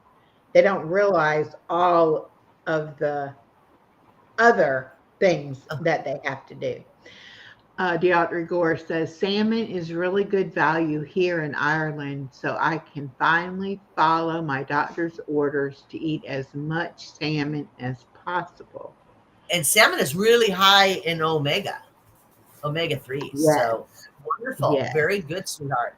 That'll help a lot of I don't know why your doctor's having you, but it'll even help with your joints, keep your joints lubricated and stuff like that. Help your skin. Yeah, it's full of yeah. omega 3s. Yeah. Now, are you talking canned salmon or like fresh caught salmon? I know there's a difference too, but Oh, that's true. I yeah, was thinking fresh salmon. I was yeah. thinking The only salmon. salmon I've ever had has been like in salmon patties, which they Uh-huh. use canned salmon. Uh-huh. Um, I don't I know made why. those before. I don't know what salmon tastes like actual fillet of salmon, like the actual fish. I don't know what it tastes like. I should try it though. Next time I go to Red Lobster, I should get it and try it. Yeah. Yeah, I've 'Cause cooked salmon patties before. I've cooked crawfish etouffee. Now, has anybody eaten a crawfish? Crawdad. Depends on where you're crawdad, from. Crayfish. yeah, omega-3 is you good you for know what's crawdads? cholesterol too. Fresh salmon or Yes, frozen. it Okay. is. Yeah, it is. It'll lower your cholesterol and it'll raise your good cholesterol. Yes, it And I could probably make it in my air fryer. will. Yeah. Hello, Misha. She said, I just had salmon at Longhorn. Oh, wow. I didn't know they had salmon there. Uh, Salmon and peanut butter sandwiches are good, BJ Oh, says. okay. Stop with the peanut butter again. Didn't we, BJ, didn't you talk about peanut butter and onions the other day? Yeah, he was talking about peanut butter and onions. Misha said, I never heard of that combo. Yeah. If you have a weak stomach, you're lucky you missed our previous conversation because we were talking about a lot of strange delicacies. Misha, we're all over the place. I know it's Self Care Sunday and it's supposed to be about aromatherapy, but we have gone the gambit on this show. Hey, but it's all self care because laughter is very important self care. Yeah, And yeah. hanging out with your friends is very important self care. So, He says fresh yum. seared tuna and peanut butter could work. Ooh, no, Okay. no. Mm-mm. Hi, sweetheart. I just don't. Oh my goodness. Oh my goodness. That's just, ooh, I don't know. But I will I don't, do say, you, DeAndre Gore, do you even have peanut butter over there? I know some places in Europe, they don't have peanut butter as a regular thing. You know, it's not. It's not a regular thing over there. It's an us thing. But maybe from South Africa, maybe she got turned on to it. I don't know. it is nice just to hang out. I'll tell you what, sometimes I just wish that we all lived in the same vicinity at least, that we could just go and have coffee or We know that here. go shopping but if you do a Asian fusion thing with unsweetened peanut butter sounds okay. Oh, Now okay. I have done that before. I like teriyaki flavor in my Asian stuff, and Uh-huh. I have put peanut butter in the sauce, Oh, yeah. and it's really good. Sometimes Um, I do that recipe. But yeah, DeAudrey, as you probably know, everything here in the States has sugar in it. Everything. To the bread, to the everything has sugar in it. what So, is Marmite? Who's talking about Marmite? Yeah, Holy Laura smokes. said plenty It's of peanut yeast. butter It's here yeast. It's and fermented Marmite. yeast. What is Marmite? Yes. You don't touch Marmite, honey. It's rough. It's rough. Plenty of peanut butter here and Marmite. Oh, okay. Oh, that's yeah. Yeah, it's a rough thing. I'll send you a video of it. It's hard. It's yeah. You got to be hardcore. Uh-oh. I'm Pennsylvania Dutch. Okay. Look what I got at Ollie's. They had must have bought out. Hello, Austin. Welcome. Marmite is a yeast extract that people either love or hate. It's weird. I can Yes, imagine. yes, it is. And I mean, when she says hate, it yeah, it's But it's you know Ollie's had literally. like a closeout of like art supply type stuff.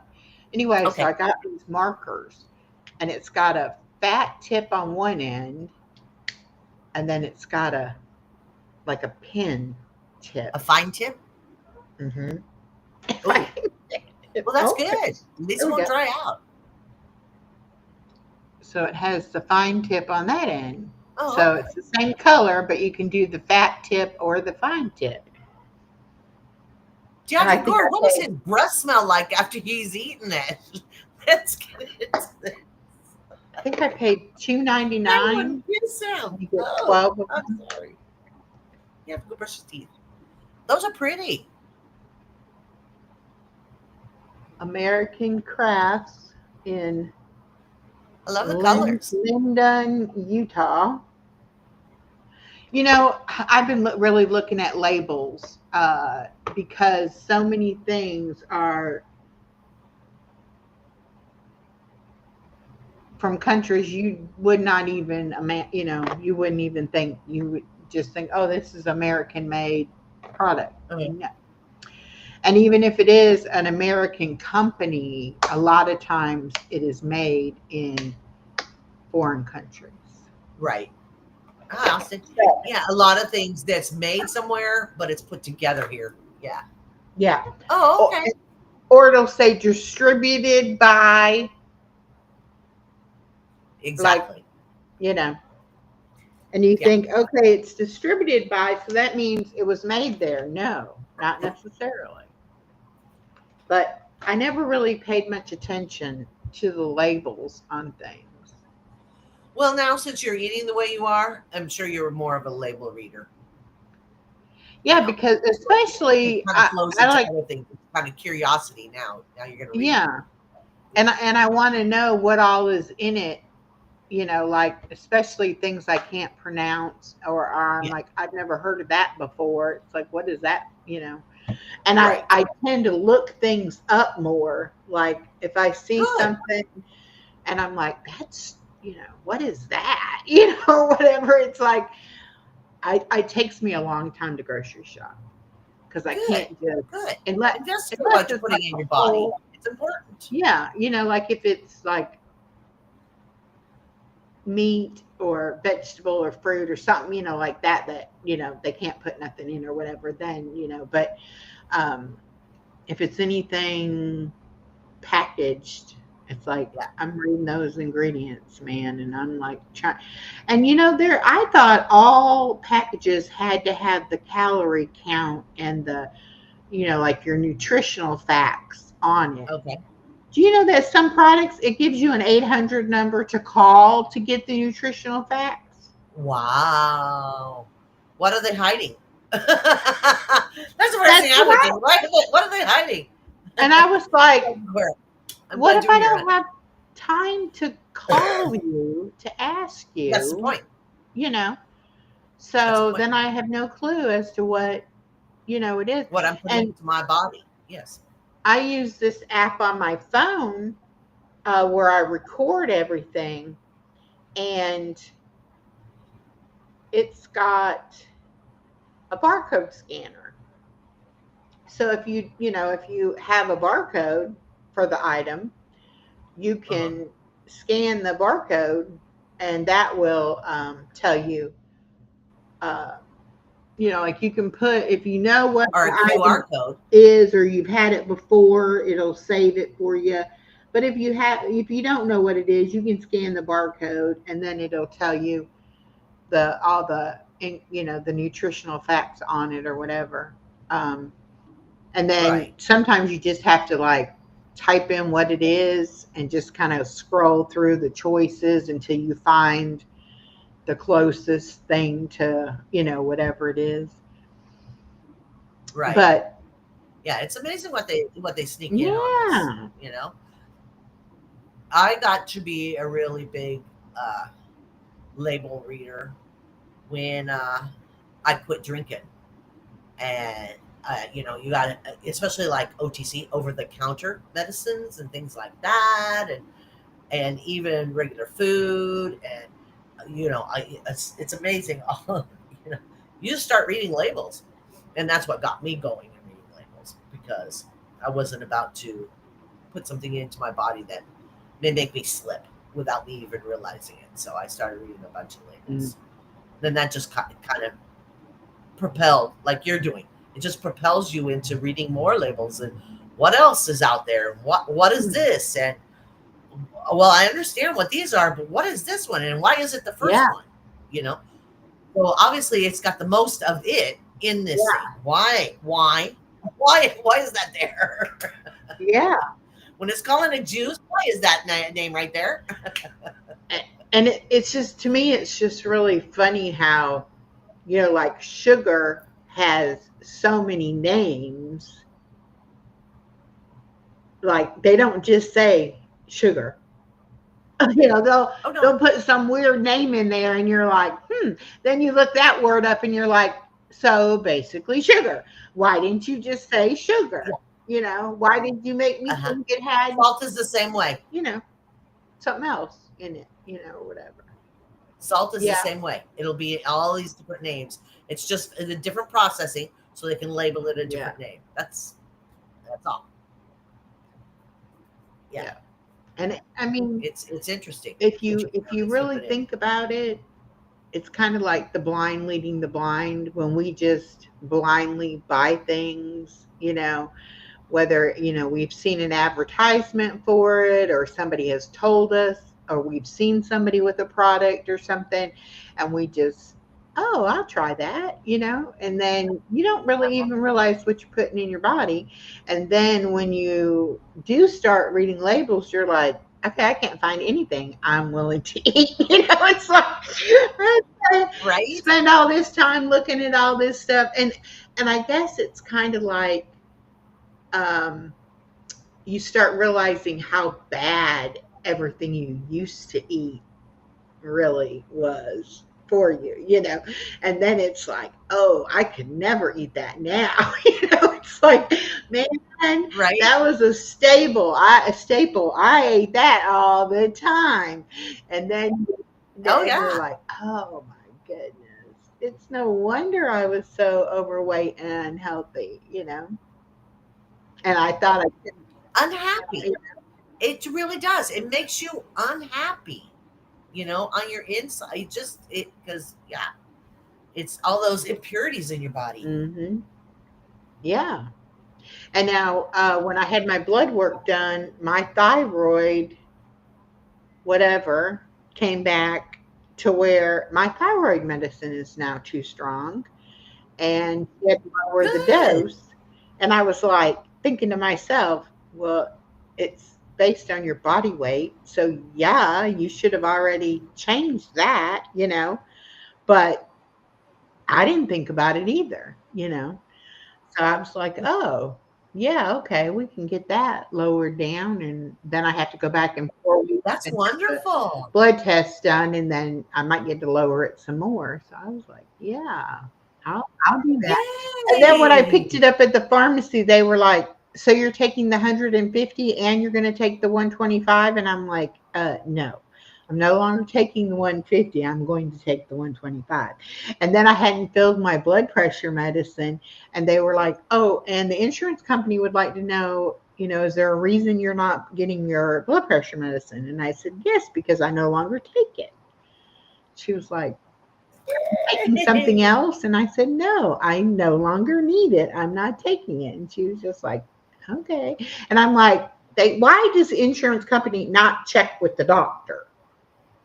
Why did they ask the Right. pharmacist why you're not picking something up when the doctor knows and you're no longer taking it? So what, you know, the pharmacist doesn't know why you're not getting it, but the doctor does. Right. And I was like, okay, now I'm getting questioned at the pharmacy about my choices. Taking Yeah. all I this don't remember a pharmacist asking me medicine, insurance company blah blah blah. They I never had one care that much. Yes, yes. BJ says, good for you. Yeah.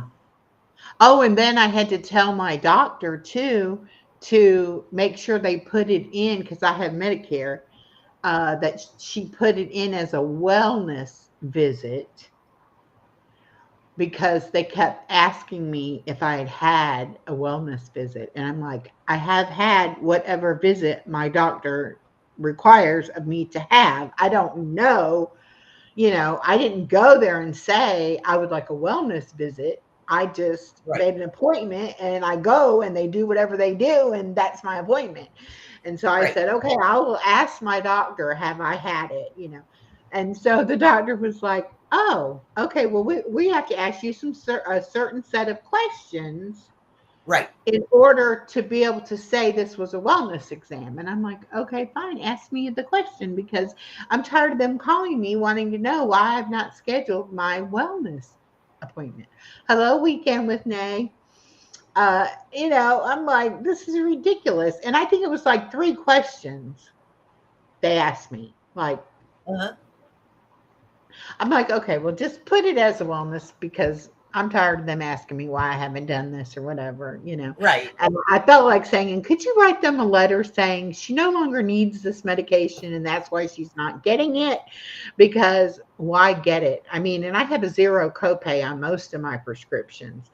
I could Right. be getting it, but I don't need it. So why would I get it? It doesn't make any Yeah. sense. And put in there a little PS, subject to more changes, as you Yeah. keep dropping. It's I gonna mean, yeah. because they paid for my weight loss surgery. My insurance company is well aware of the fact that I had weight loss surgery, Uh-huh. but yet I'm not supposed to get off my medication. It's like, Yeah. That if was nothing another else, reason. if nothing else, they would have to cut my doses down Mhm. because it's based on your weight, you know? Right. So if nothing else, even if I couldn't get completely off of things, they would be cutting my doses down. So I wouldn't be getting the prescriptions that I had. I would be getting new prescriptions of, I don't know. It's just weird. It's like they think that, maybe I'm losing my mind. I'm a little senile. And I just decided, hey, I'm not going to go get my medicine. It's not It's funny. like, I've you know, stopped meds. I've stopped meds, and nobody's ever asked me anything. My doctor, when I go to my doctor, they say, "So you still on this?" No. Well, it says you still have a script. I stopped taking it a long time ago. Oh, okay. And they just go, well, that's they that's just one mark thing it with off. that's one thing I did this doctor visit is I wrote down the prescriptions that I am still taking and the dosage, and then I Uh-huh. wrote down all the supplements that I'm taking. Uh-huh. And the nurse was like, "Do you have any complaints?" And I was like, "No, but I have a few changes I would like you to put in my record." And she's like, "Okay, There what?" you go. And I said, "Okay, I'm no." And then she's like, "Okay, we're just going to go through the list because you're not taking more than you're taking, and it'll be easier for me to, you know, clear them out or whatever." So she went through, and then she was like, "Oh my goodness, you're not taking hardly anything." And I'm like, "I know, isn't that wonderful?" I'm so But proud of you. my doctor was like, we're going to do blood work because, even though you Yeah. say that, you were having the lightheadedness and feeling like you were going to faint with the blood pressure medicine, that probably means you don't need it, but we'll check your blood pressure. And even though you said you were having low blood sugar readings and said you didn't need your insulin, we'll still check to make sure. Hi, Cindy. Welcome. And so I'm like, okay, you can check whatever you want to check. Right. I'm totally honest with you. Everything I've said has been true. So she says, we'll do a complete panel. We'll do all of this and all of that and whatever. And it was like, I had my results from 4 months ago, and like every single thing was lower than it was 4 months ago, which was already lower than it was before I had the surgery, you know. And then she was Right. like, "Oh, Okay, yeah, Indigo, what are you cooking? I've been Right. listening to my Yeah, chicken." you're getting off a lot of things. But you were at the peak of all of them, weren't you? Close Yeah. to it. Yeah. So the only way you Yeah, well, could that go was to that take was the whole reason why I decided to have the surgery, because my doctor said that I was like maxed out on what they could give me for my diabetes, and my sugar was not under control, yeah. even though I was Yeah. taking all that medicine. And so Mhm. I was like, well, like, do I have any options? I mean, what would I do? I mean, if we can't get it under control with the maximum amount and types, and I was on like 3 or 4 different things. It wasn't just one, pill or whatever. It's like, you Right. know, what would I do? And then I said, Now what are you doing now? Are you doing anything say that again. about your diabetes? Are you doing any I take shots, any one. pills? I take one pill that it's a diabetic medication, but what it's used for is to protect your kidneys and your heart from what having high blood sugar does to your body. Even though my Okay. sugar is not high anymore, it's like because I've had that for years, it's like she wants me to stay on that medicine as a like a Good. preventative type thing. Okay. Because if Okay, good. something was to happen and my sugar did go up, this would protect my kidneys and my heart. It doesn't do Oh, anything to hurt me by taking it, but it will prevent any damage right. if anything was to go on. And plus, she said because I've already had so many years of the diabetes, whatever damage might be there, I could still end up with kidney what is it, kidney failure or kidney disease, Renal and I could failure. still have a heart attack, or have heart issues, Well, and they're because of, also weak, so anything can affect yeah. them easily. Easier. So Yeah. it's kind of like a preventative thing. But she said Yeah. that one she would prefer me to stay on, you know, Okay. but that's it. I'm not taking, and I That's was easy. taking, That's easy. you know, 5 shots a day and all these different pills and, you know, so I mean, it's, Yeah. but my When you wake blood up in the test, morning and you have a rainbow of pills in your hand, yeah, all colors and shapes and sizes. Oh my my, goodness. my level, even if it had stayed the same as it was 4 months ago, with me being completely off the insulin, I would have been happy. Mm. But it came down 2 points. So I was like, yeah, I don't need that anymore. But it was funny because she was like, okay, she's really a young doctor. And I know she probably doesn't have patients like me, who are saying, well, I felt like this, so I did this. It's like, she wants to tell you what to do. Right. And she was like, oh, okay, well, I can understand that. And I thought she was going to say, well, you should have called us or you should have came in. I'm Uh-huh. like, no. And then when I told her that I had fallen in May and that I had pretty much figured out it was probably from the low blood pressure, well, did you go to the emergency room? I didn't hurt anything. I mean, I hurt, but I wasn't like nothing broken or anything. Right. And she was like, oh, okay. And she's like, you didn't need anything for pain? And I'm like, yeah, I didn't do anything. It's like I found a comfortable position and I stayed there. Exactly. And it's like, yeah, I'm not taking anything for pain. And she was like, well, what about your restless leg? I don't have restless leg anymore. Well, what about this? I don't have that anymore. And I really think the weight pulling on my back was causing those nerves to hurt, and have the Oh issues yeah. having with my legs. Yeah, I still have the numbness in my feet, but I don't have the pain that I used to have with it. Right. So I really think a lot of that was the weight related back issues. And now that that's better, I don't really need those. And the only thing that I did tell the nurse that was changing everything, I had a prescription for Flexeril, which is a muscle relaxer. And I said, I haven't taken it in probably 2 years, but if I ever need it, I would want to take it. And Right. she was like, we'll just put PRN or PNR, whatever it is, as PRN. needed. And she Mhm. said that way it'll be there. If you need to get a refill, you can get a refill. I was like, okay, good. But yeah, I'm like, I don't want to take any pain medication. I definitely don't want to take any nerve medication that messes with your brain.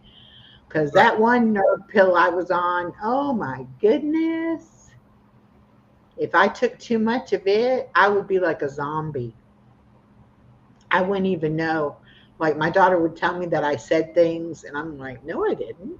She's like, yeah, you did. You were talking kind of crazy. It's like, yeah, no. She took me to the doctor one time. Told the doctor that she thought that my like I needed um, some kind of something, some kind of medicine because I was like loony and the doctor's like, well, what has changed? Has anything changed? And this is way before my weight loss surgery. Mhm. She's like, I don't know, but she needs help. And then the doctor was going over this, what I was taking now, and we got to that one medicine, and it was supposed to be one 3 times a day, and I Mhm. thought it was three once a day. Right. So I was like ODing on it first thing in the morning, and then it would wear off throughout the day. But if you asked me anything first thing after I took it, yeah, I was, Right. you know. And the doctor told my daughter, yeah, I think if she stops taking it wrong and starts taking it like she's supposed to, I think she'll be fine. And I think you'll notice a big difference. But it can do those things that you're, mentioning or whatever.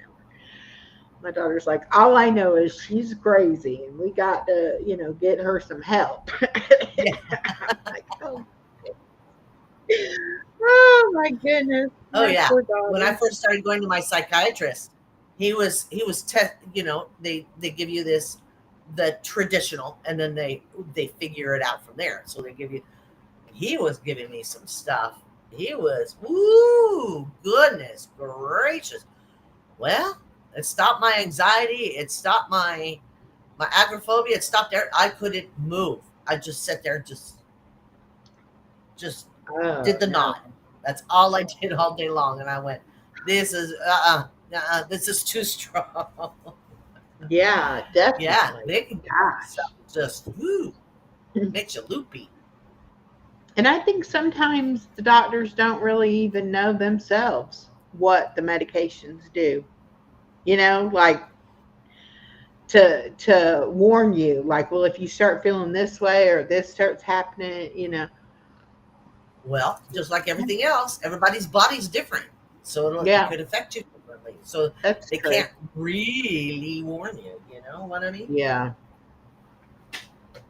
You know. Well, I know, boy, oh boy, it's going to be something if they ever try to give me another prescription of anything. I'm going to be like, wait a minute, let me look this up. What is There you go again, reading what is it labels. supposed to do? Why is it that I need this? Like I am not blindly just going to take anything anymore. That's for sure. And I think when you take a lot of medication, you don't even realize the side effects that you're having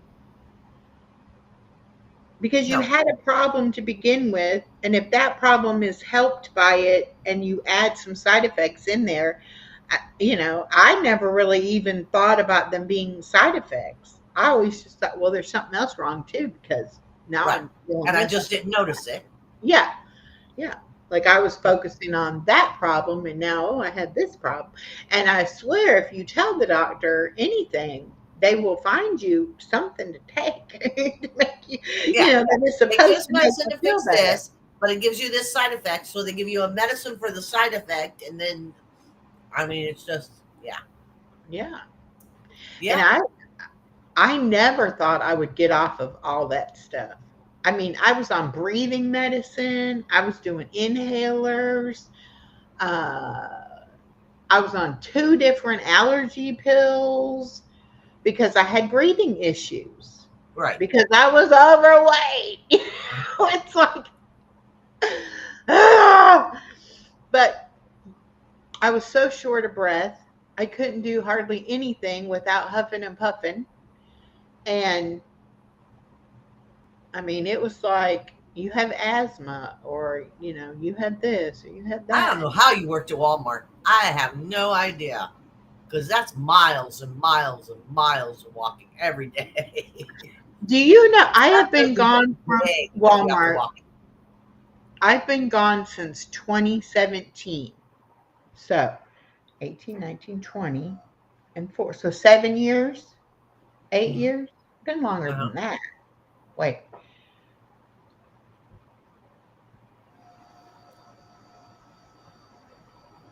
maybe 16. I think I got my disability in 17. Okay, so 16. So 16, 17, 18, 19, 20, 22, 23, 24, 25. Okay, so 10, about 10 years. Anyway, I'm at the school Friday, and two different people said, "Didn't you used to work at Walmart?" Wow. And I'm like, "Yes, I did for a long, long time." Uh-huh. I started there when my daughter was 3, and she just Wow. turned 28. That's a lot of miles. That's a A lot of miles. lot of miles. A lot of miles. Because yeah, Walmart is huge. And people don't think about it, but If they call you to the back to the warehouse and you're up at the front of the register, you got to get there. You got to get there. Well, and You the don't have thing a about shuttle. it is, now I see people on, like, the stools at the register. Sometimes people have a stool or sitting down at Doesn't the All door. these does, don't they? Well, all these, yeah, they have a like a office chair there at their register. But back when I worked there, there was not, there was no sitting down. There was nothing, Oh like no. that you could do. And Slows the first production if you time, sit down. That was the always their first philosophy. time I tore my Achilles tendon, I still was going to work, and I would get on the riding cart, the electric cart, because I worked overnight, and so it really didn't Uh-huh. matter. Right. And I would ride, to if I had to go to the back of the store or whatever like that, and everything was fine. Nobody asked me, "Oh, did you hurt yourself?" or "Is there a reason you're riding on the cart?" or nothing.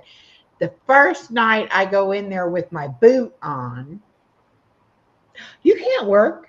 That's a fall risk because you could slip and fall with that boot on. And I'm like, I've been working for 11 days with this foot hurt. Right. Not one person asked me one question. But now, because I've gone to the doctor and I have a boot to wear, I Uh-huh. can't work. I mean, I Right. was so mad. I was so mad. I was like, I wasn't supposed to be driving either. I would take the boot off, drive there, put the boot on, get out. Oh, so much pain, honey. So much pain. But that they don't, if you're a fall risk, I mean, you could hurt something else, or hurt yourself, more, and so they won't let you work. And so I Do you couldn't see work. this? Cindy has reached out her hair mask.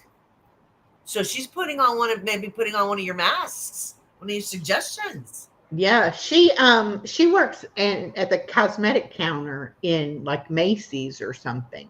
Oh, okay. She's in California. Um, Oh, she's in Cali? yeah, and she does all kinds of makeup reviews and um, different products and Oh, very all that nice. kind of stuff. I'm gonna have to check And it out. Cindy. yeah, she's a sweet, sweet lady. But all of the, I guess, little work aids or little things they let people do now, back when I was working, it was like no. And I even worked in the cash office counting money at one point, and I was like, well, can I just do that? That's a sit down job. Uh-huh. No, it's like, if you can't do what they want you to be able to do, you can't work. And so between my doctor and my job, they decided I wasn't able to work anymore, because even after I had my surgery on my Achilles tendon, it was discovered that I had no feeling in my feet. Oh, okay. And that made me a fall risk, even with Oh, having had really? the surgery. And I was like, you got to be kidding me. I should have never went to the doctor, but that's how Yeah. those kind of things. Sometimes honesty bites you in the backside, you know? Yeah. Yeah. But It's weird having a feeling. luckily, Mine I have feeling, but it feels like I don't know, they feel like they're asleep or something. It's hard to uh-huh, describe, yeah. you know? And like if you walk across the floor and like a little piece of something is on the floor, feels like a nail going in your foot, if that makes Mm. sense. Well, So, now this is how mine started. The plastic bags that they use at Walmart, right? uh-huh. The thin plastic bag. Sometimes when they pull off that thin plastic bag, a little piece of it like Right. falls off. My feet would feel like I had on sandals when I Okay. had on shoes and socks, but my feet would feel like I had on sandals, and like a piece of that plastic had like gotten like under my toe. And so Okay. I like could feel that piece of plastic, and to the point that I would go somewhere and take my shoes and socks off and look, because it felt like something was in there, you know. Uh-huh. Of course there would be nothing. And I had on shoes and socks, but I could like feel a breeze on my feet, like I had on sandals. It was like Oh, the weirdest really? thing, yeah. So all of those um, like sensory things in your skin, they stop working Yeah. when you start getting that kind of nerve damage, and it's like you don't really know. That's why people can get a cut and it can become infected, and they don't Uh-huh. even realize that they had a cut, yet alone that it's infected, because you don't feel it, Yeah. My you know. feet are on fire. All the time they're on Well, fire. and there for Just a while, hot all the time. I have to put ice packs on my feet sometimes, you know? sometimes I would feel like they were burning. Other times it would be like needles and pins, like they'd been asleep and they were just waking up. Sometimes it would feel um, like I could touch them, and I would feel it with this hand that I'm touching my foot, but I wouldn't feel on my foot that I was touching it. It'd be like Yeah. really weird, sensation. And I used to get the sparking, like it felt like somebody had a hot poker or electric shock, and it was always in my big toe. And it would Uh-huh. feel like somebody was zapping that big toe. And I mean, my leg would jump. Like it would be like, oh my gosh. Yes. And it would definitely feel like that. Zzz, and it was only like the very tips of my toes at first, and then it was like my whole toe, and then it was the top of my foot, then it was my whole foot, you know. Now, anything coming back in your feet? Is it starting to come back? Because it is nerves, No, so they well, can yeah, hopefully rejuvenate. But and some even of it, when I was at my worst with it, they would always say if I could get my sugar under control, it wouldn't be as bad. It would still be there, but it's like having the high sugar makes it even worse. uh-huh. So Well, I now was that thinking my about sugar's these. under It's kind of like that. control, I don't get a lot of those sensations as much as I Good. was getting. And that's why I was taking the nerve medicine so my brain didn't realize that I was having those things. Uh-huh. So I don't have that. But now, when I had my sore on my toe, I mean, he could still take the scalpel and cut on my toe, and I didn't feel a thing.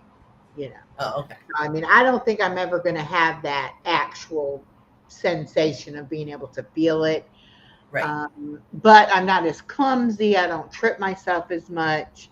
There for a while, I was falling no matter what I did. It was just like Uh-huh. my feet didn't know where they were, and I'd boop, boop, boop, fall over. So, I mean, I was walking with the walker and the cane and still falling down all the time. Wow. That's why when That's I scary. fell back in May, I hadn't fallen in over a year.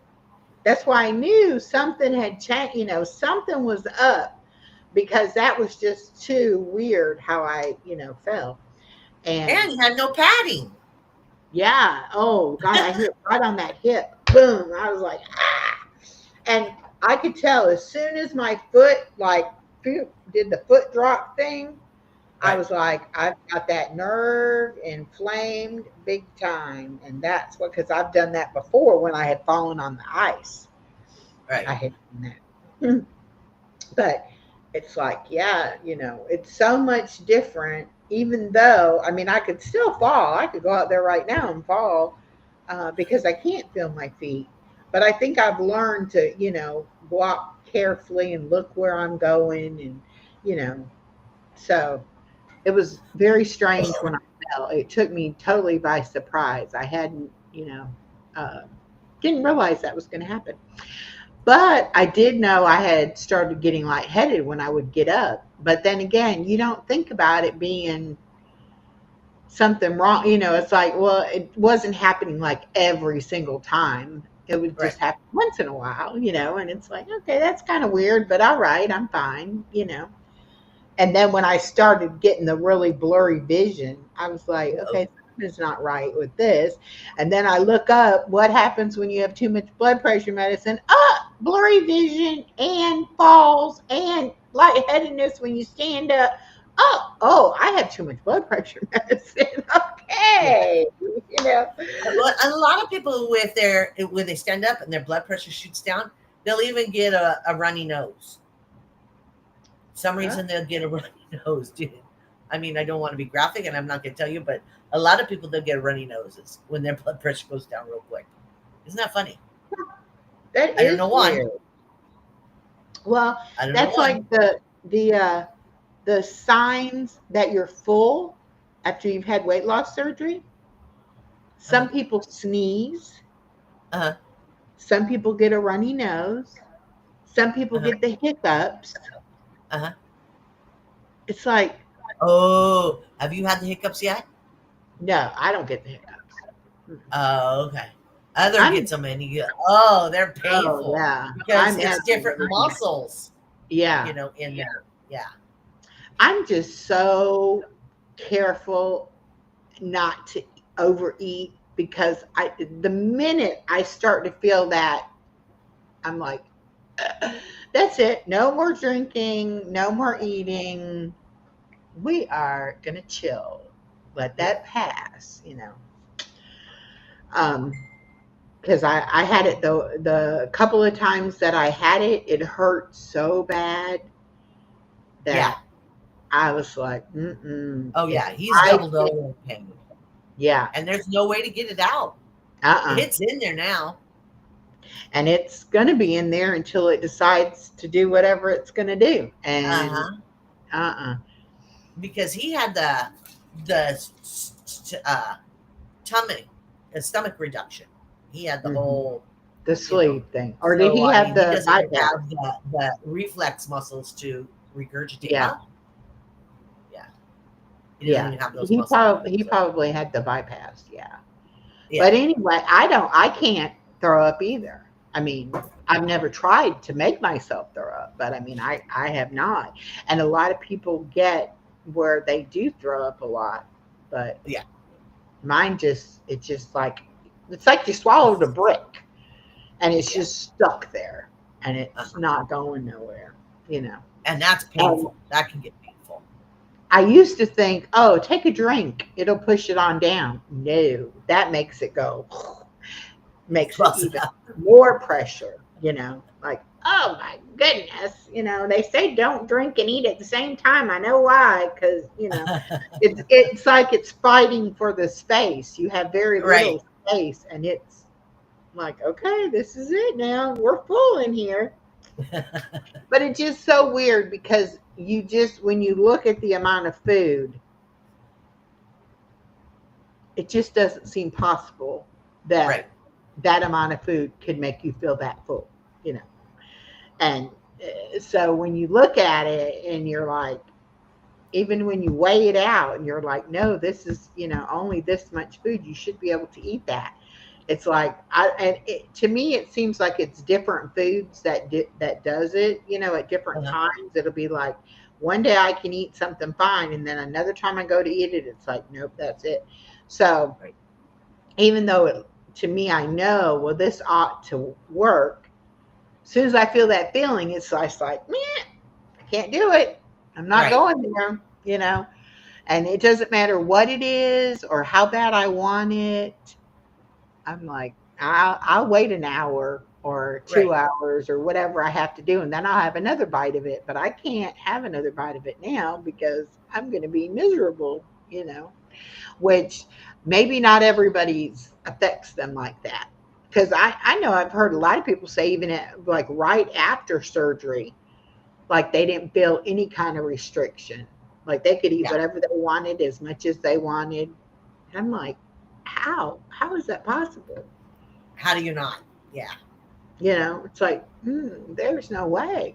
And of course, I was scared in the very beginning because you think about it, normally when you have surgery on something and they stitch it together, you're not putting liquid and food in there. Like it's like that area is closed up and that's, Right. you know. And so to think about it, like, oh, it could leak or it could open up or, whatever. It's like, so, and you don't know how You that's want to going to be gentle with feel, it anyway. Yeah. because you've not had this before. So you don't know, like, it's not like you can say, oh, well, if I feel like I have a bubble there, I'll know that means it's leaking or whatever. I mean, you just don't know. So then it's like, I think I was a little paranoid at first, like, oh, I can't even, like, because I thought I would feel it go down. I like when I drank something, I Uh-huh. would be able to feel it go down. And I'm Like like, the cartoons, huh? You where yeah. you And it's like, okay, I didn't feel nothing. Shouldn't I have felt something? You know? So it was just like, okay, I'm going to really have little tiny baby bites because I'm so afraid. And right. then even after the first like 3 months when, it's safe to eat other, food or whatever, I think you still think it's going to hurt. Like, you know, for You whatever don't reason. want to hurt. Yeah. And so it's like, you're still like, okay, let me try a little bit and see what happens. But I mean, I can eat anything I want to eat, but I just may only be able to eat a bite or two, and Yeah. that may be the end of that. But it's all right. I don't want to have regain for sure. And I see a lot of people on the support groups and stuff that they get to a certain point and they think that they can go back to eating like they used to eat, and then they start gaining weight again. And I mean, it's a tool, but if you don't change your mind and eat the right things, you're not going to be successful. Yeah. Yeah. And then I, again, too, I've known people that, they do that and they look really good. They go out and buy new clothes. They feel real good about themselves. And then I won't see them for about a year, and I'm seeing them do this, and I'm like, hmm you're getting too comfortable. You're starting to stretch that baby Hey, out. That and pain doesn't hurt so bad anymore, huh, honey? To get that one more bite in there, that piece mm, of cake. see, and that's I'm like thinking, with me, why would you go through all that torture it's for like that? I'm not going back through what I went through. Yeah. I mean, and now that I know that I can live and feel relatively good and not take all that medicine and everything, it's like, why would you want to go back to that? You know, Exactly. you know, I mean, there's no way. And that's like even like with the exercise, your body adjusts to what you're doing. And you Uh-huh. always have to be increasing it, increasing it, increasing it.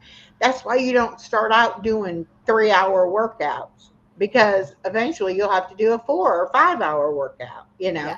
It's like you do 15 or 20 minutes, and then you can work up to 30 minutes and then 45 minutes. And it's like you gradually work it up. And I was reading something the other day talking about why some people lose weight when they walk and some people walk and don't lose weight.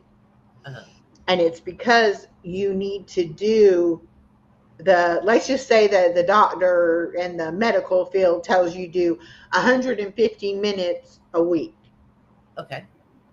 To lose weight, you really need to do 250 minutes a week. And you need to do, and they'll say, even if you only do 10 minutes at a time, 10 minutes 3 times a day adds up to 30 minutes. Hmm. But if you can walk the whole 30 minutes and you can do 10 minutes just normal pace, and then 10 minutes of fast pace, and then 10 minutes of normal pace, then your body you'll lose weight. But if you Right. just do 30 minutes the same pace the whole time, it's not going to be, because you're not getting that cardiovascular Right. part in, because you're not getting your heart rate up. And then it That makes said, sense. you can do 30 minutes 4 days a week or 5 days a week, but then on 2 days a week you need to do 45 minutes to an hour, and you Right. need to increase the length of time you're Push doing yourself a that little bit. faster, you know. And I was like, That that makes makes sense. sense, that you have to, constantly be changing things up and increasing things, or it's not going to be beneficial. And I think that's what people do, is they go too hard too fast, and they can't maintain it, and they can't keep it going, and then eventually they just, after 3 months, say, okay, this is ridiculous, I'm not seeing the results, so it's not Well, working, I'm and not they going to do it. plateau. Yeah, Plateau is very discouraging. yeah. And you have to be able to say, yeah, well, you got to keep going, and now you got to change it up and do something Uh-huh. different, and your body will kick back in, or whatever. But Okay, PJ, we'll see you at Laurel and Hardy, honey. I'll be okay, there. PK, Mondays and Thursdays, I'm going to do my darndest. As soon as I see the notification, I'm going to put the notification on, and I'm going to set a reminder in my phone so I don't forget. But I think that with trying to be able to increase your activity, and it's kind of the same thing with, eating less. Like, I can't see me really eating a whole lot less than I eat, because I have to get so many grams of protein. I have to eat so Right. much, anyway. But people We're try talking about weight to, loss now, honey. She's back there yeah, like, we're it, talking about it, it's we're some, just jump in anytime, honey. We'll be talking about something crazy. if you don't eat enough, you're going to plateau, and your body's going to be like, hey, we got to hang on to everything you're giving us, because you're not giving us what we need. And so that's part of it too. You have to do what's sustainable over a period of time. You can't just do something, short term for 3 months and then be like, oh, well, that didn't work, I'm going to stop. Or Right. even if you're like doing like I'm doing, and then you get to a point and you say, okay, I don't have to eat that protein now, I could just eat whatever I want to eat, or start eating not such good things, or decide, well, I don't really have to walk, I don't really have to work out, then what's going to happen? I'm either going to stay right where I'm at, or I'm going to start gaining back. Yeah. And I read something the other day. It said, when you're in your 60s, you are not exercising to look good in the mirror. You are exercising to be able to wipe your own butt when you're 80. And that to me makes a whole lot of sense. You have to keep where you Yes. can be able to move and use your muscles and have And muscles. function. Yeah. Otherwise, by the time we reach 80, we're not going to have the strength to do anything.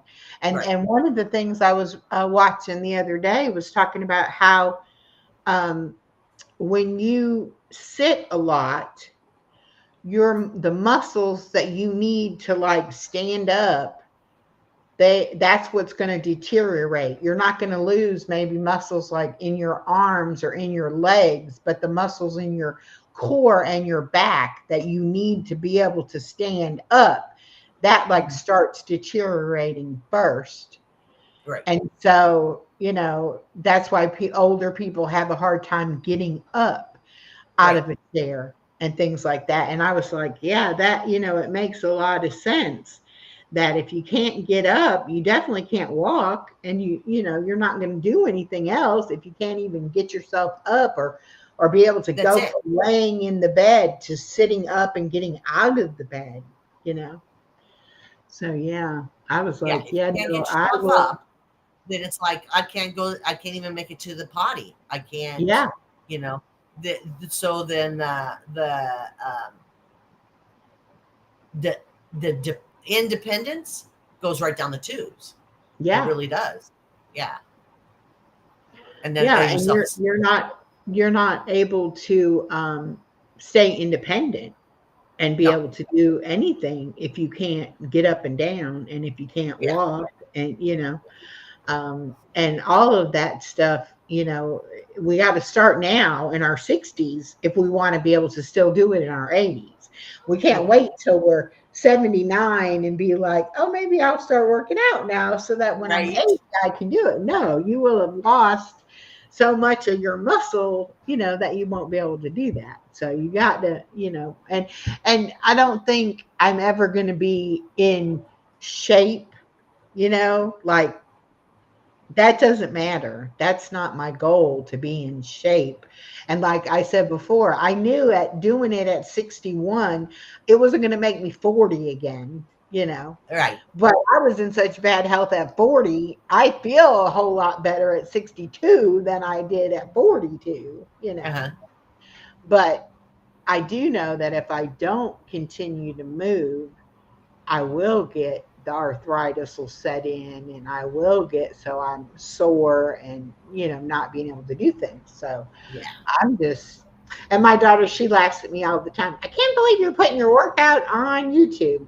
The person who wouldn't wear a shirt if it was tight enough to show a fat roll. And now you're just out there with everything for everybody to see. And I'm like, Yes, it's you are. it's different. It's different. Now the fat rolls are not the problem. You know what I'm saying? It's like everybody else knew I was fat. I just didn't want to I do. acknowledge it. Uh-huh. And now it's like it is what it is. I too. At least now I can move my body where I Yeah. couldn't before. Yeah. Well, and like I said, you can see it in your eyes, you can see it in your expression, the change, just in the last year, how Yeah. it's just one extreme to the other. I Yeah. mean, it's a total different person here. So Yeah. And I I'm don't very like seeing proud of you, myself. the journey you've taken. I don't like seeing myself in those old videos, but I need those old videos because that's inspiration not to ever go back there. Well, and it also is, and you guys can take it any way you want to. It's also a pat on your back because it tells you, I've gone this far. Look where I was. Good for me. I'm Yeah. serious, guys. Everybody needs a pat on the back. Yeah. Good for me. And Serious. especially because I had the issue back then of not realizing how big I was. Yeah. Because it's like your mind plays tricks on you, you Hmm. know? So now that I see it, I'm like, oh my God. So it's a good visual for me to be able to look at that and be like, oh my goodness, okay, yeah, that Yeah. was me. And I don't recognize myself like that now, which is weird, Yeah. but Good for you. you know, Good for um, you. and somebody came in my chat one day and I was talking about saying, I don't know why nobody ever told me I was fat because I really was fat. And they were like, thank you for saying that you were fat. Like so many people, even when they know they were fat, don't admit they were fat. It's like Yeah.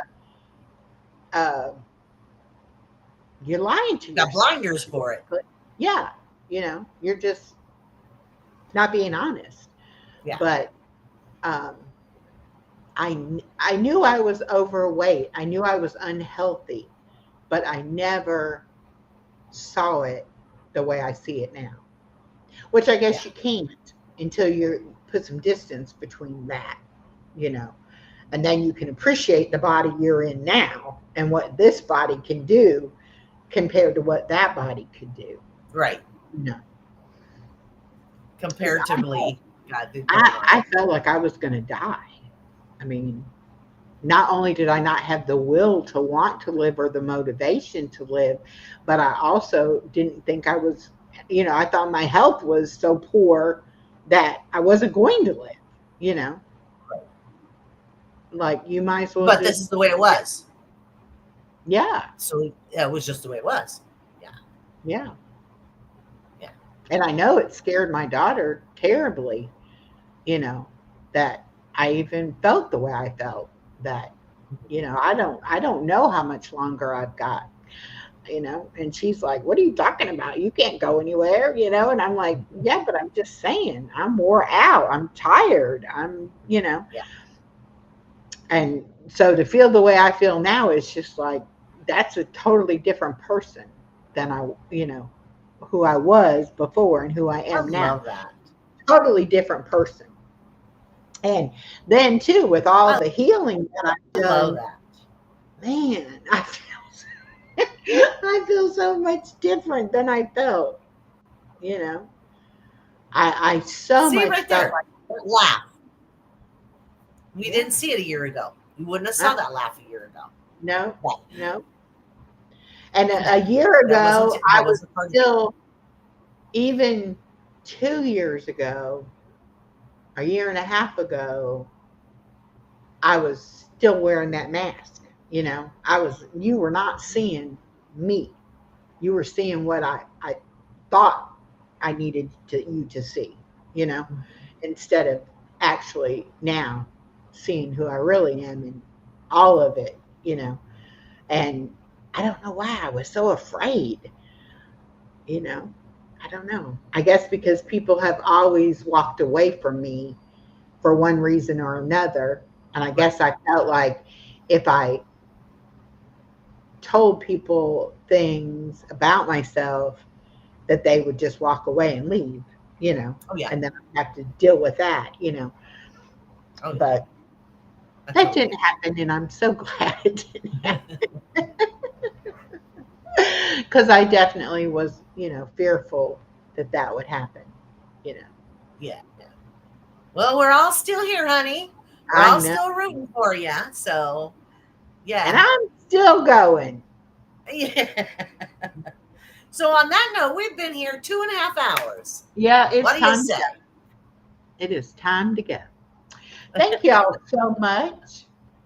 See, we're going to end on a positive after going through alligator and Yeah. all that. And we talked about so many strange things today. I love that. I love that. I do. You just don't ever know what you're going to get from us. What are we talking about next time? Let me think. Let's see if I have it written down. She's the pilot. I'm just the sightseer. Massages. Oh, we're going to do some massages. Well, okay. We're going to talk about All right. massage. We might even get Other up here. There you Yeah. go. Yeah, he Does knows a lot about it. he knows a lot about massages? Oh yes, he's got a certificate massage Oh, therapy as well. yes. We'll talk So to him about that. yeah. So we'll See, see. We'll see. that would All be right, good. sweetheart. All right. Everybody, try I'm to gonna make today I'm just a gonna little play bit better the than song yesterday. on the way out, and then I will just end it. So y'all enjoy the song. There we go. All right. Our song. Two brave voices on a glowing screen, sharing hope where the world's unseen. Echoes, laughter lights the day. Lucy's wisdom guides the way. With every word they break the chains, turning struggles into gains. Echo and Lucy, lifting hearts so high. Through the storm to the clear blue sky. On their YouTube chat, the healing's real. Every soul they touch begins to heal. Echo and Lucy, shining true, helping the world, helping you. Stories told, the tears unwind. They listen close, they're gentle, kind. Every comment feels like home. No one ever stands alone. Dreams get mended, fears released. Through their voices, pain finds peace. Echo and Lucy, lifting hearts so high. Through the storm at a clear blue sky. On their YouTube chat, the healing's real. Every soul they touch begins to heal. Echo and Lucy, shining true, helping the world, helping you. When the night feels heavy and the world feels cold, their words are fire, Their stories go, they remind us so we can stand again with kindness, courage, and a loving friend.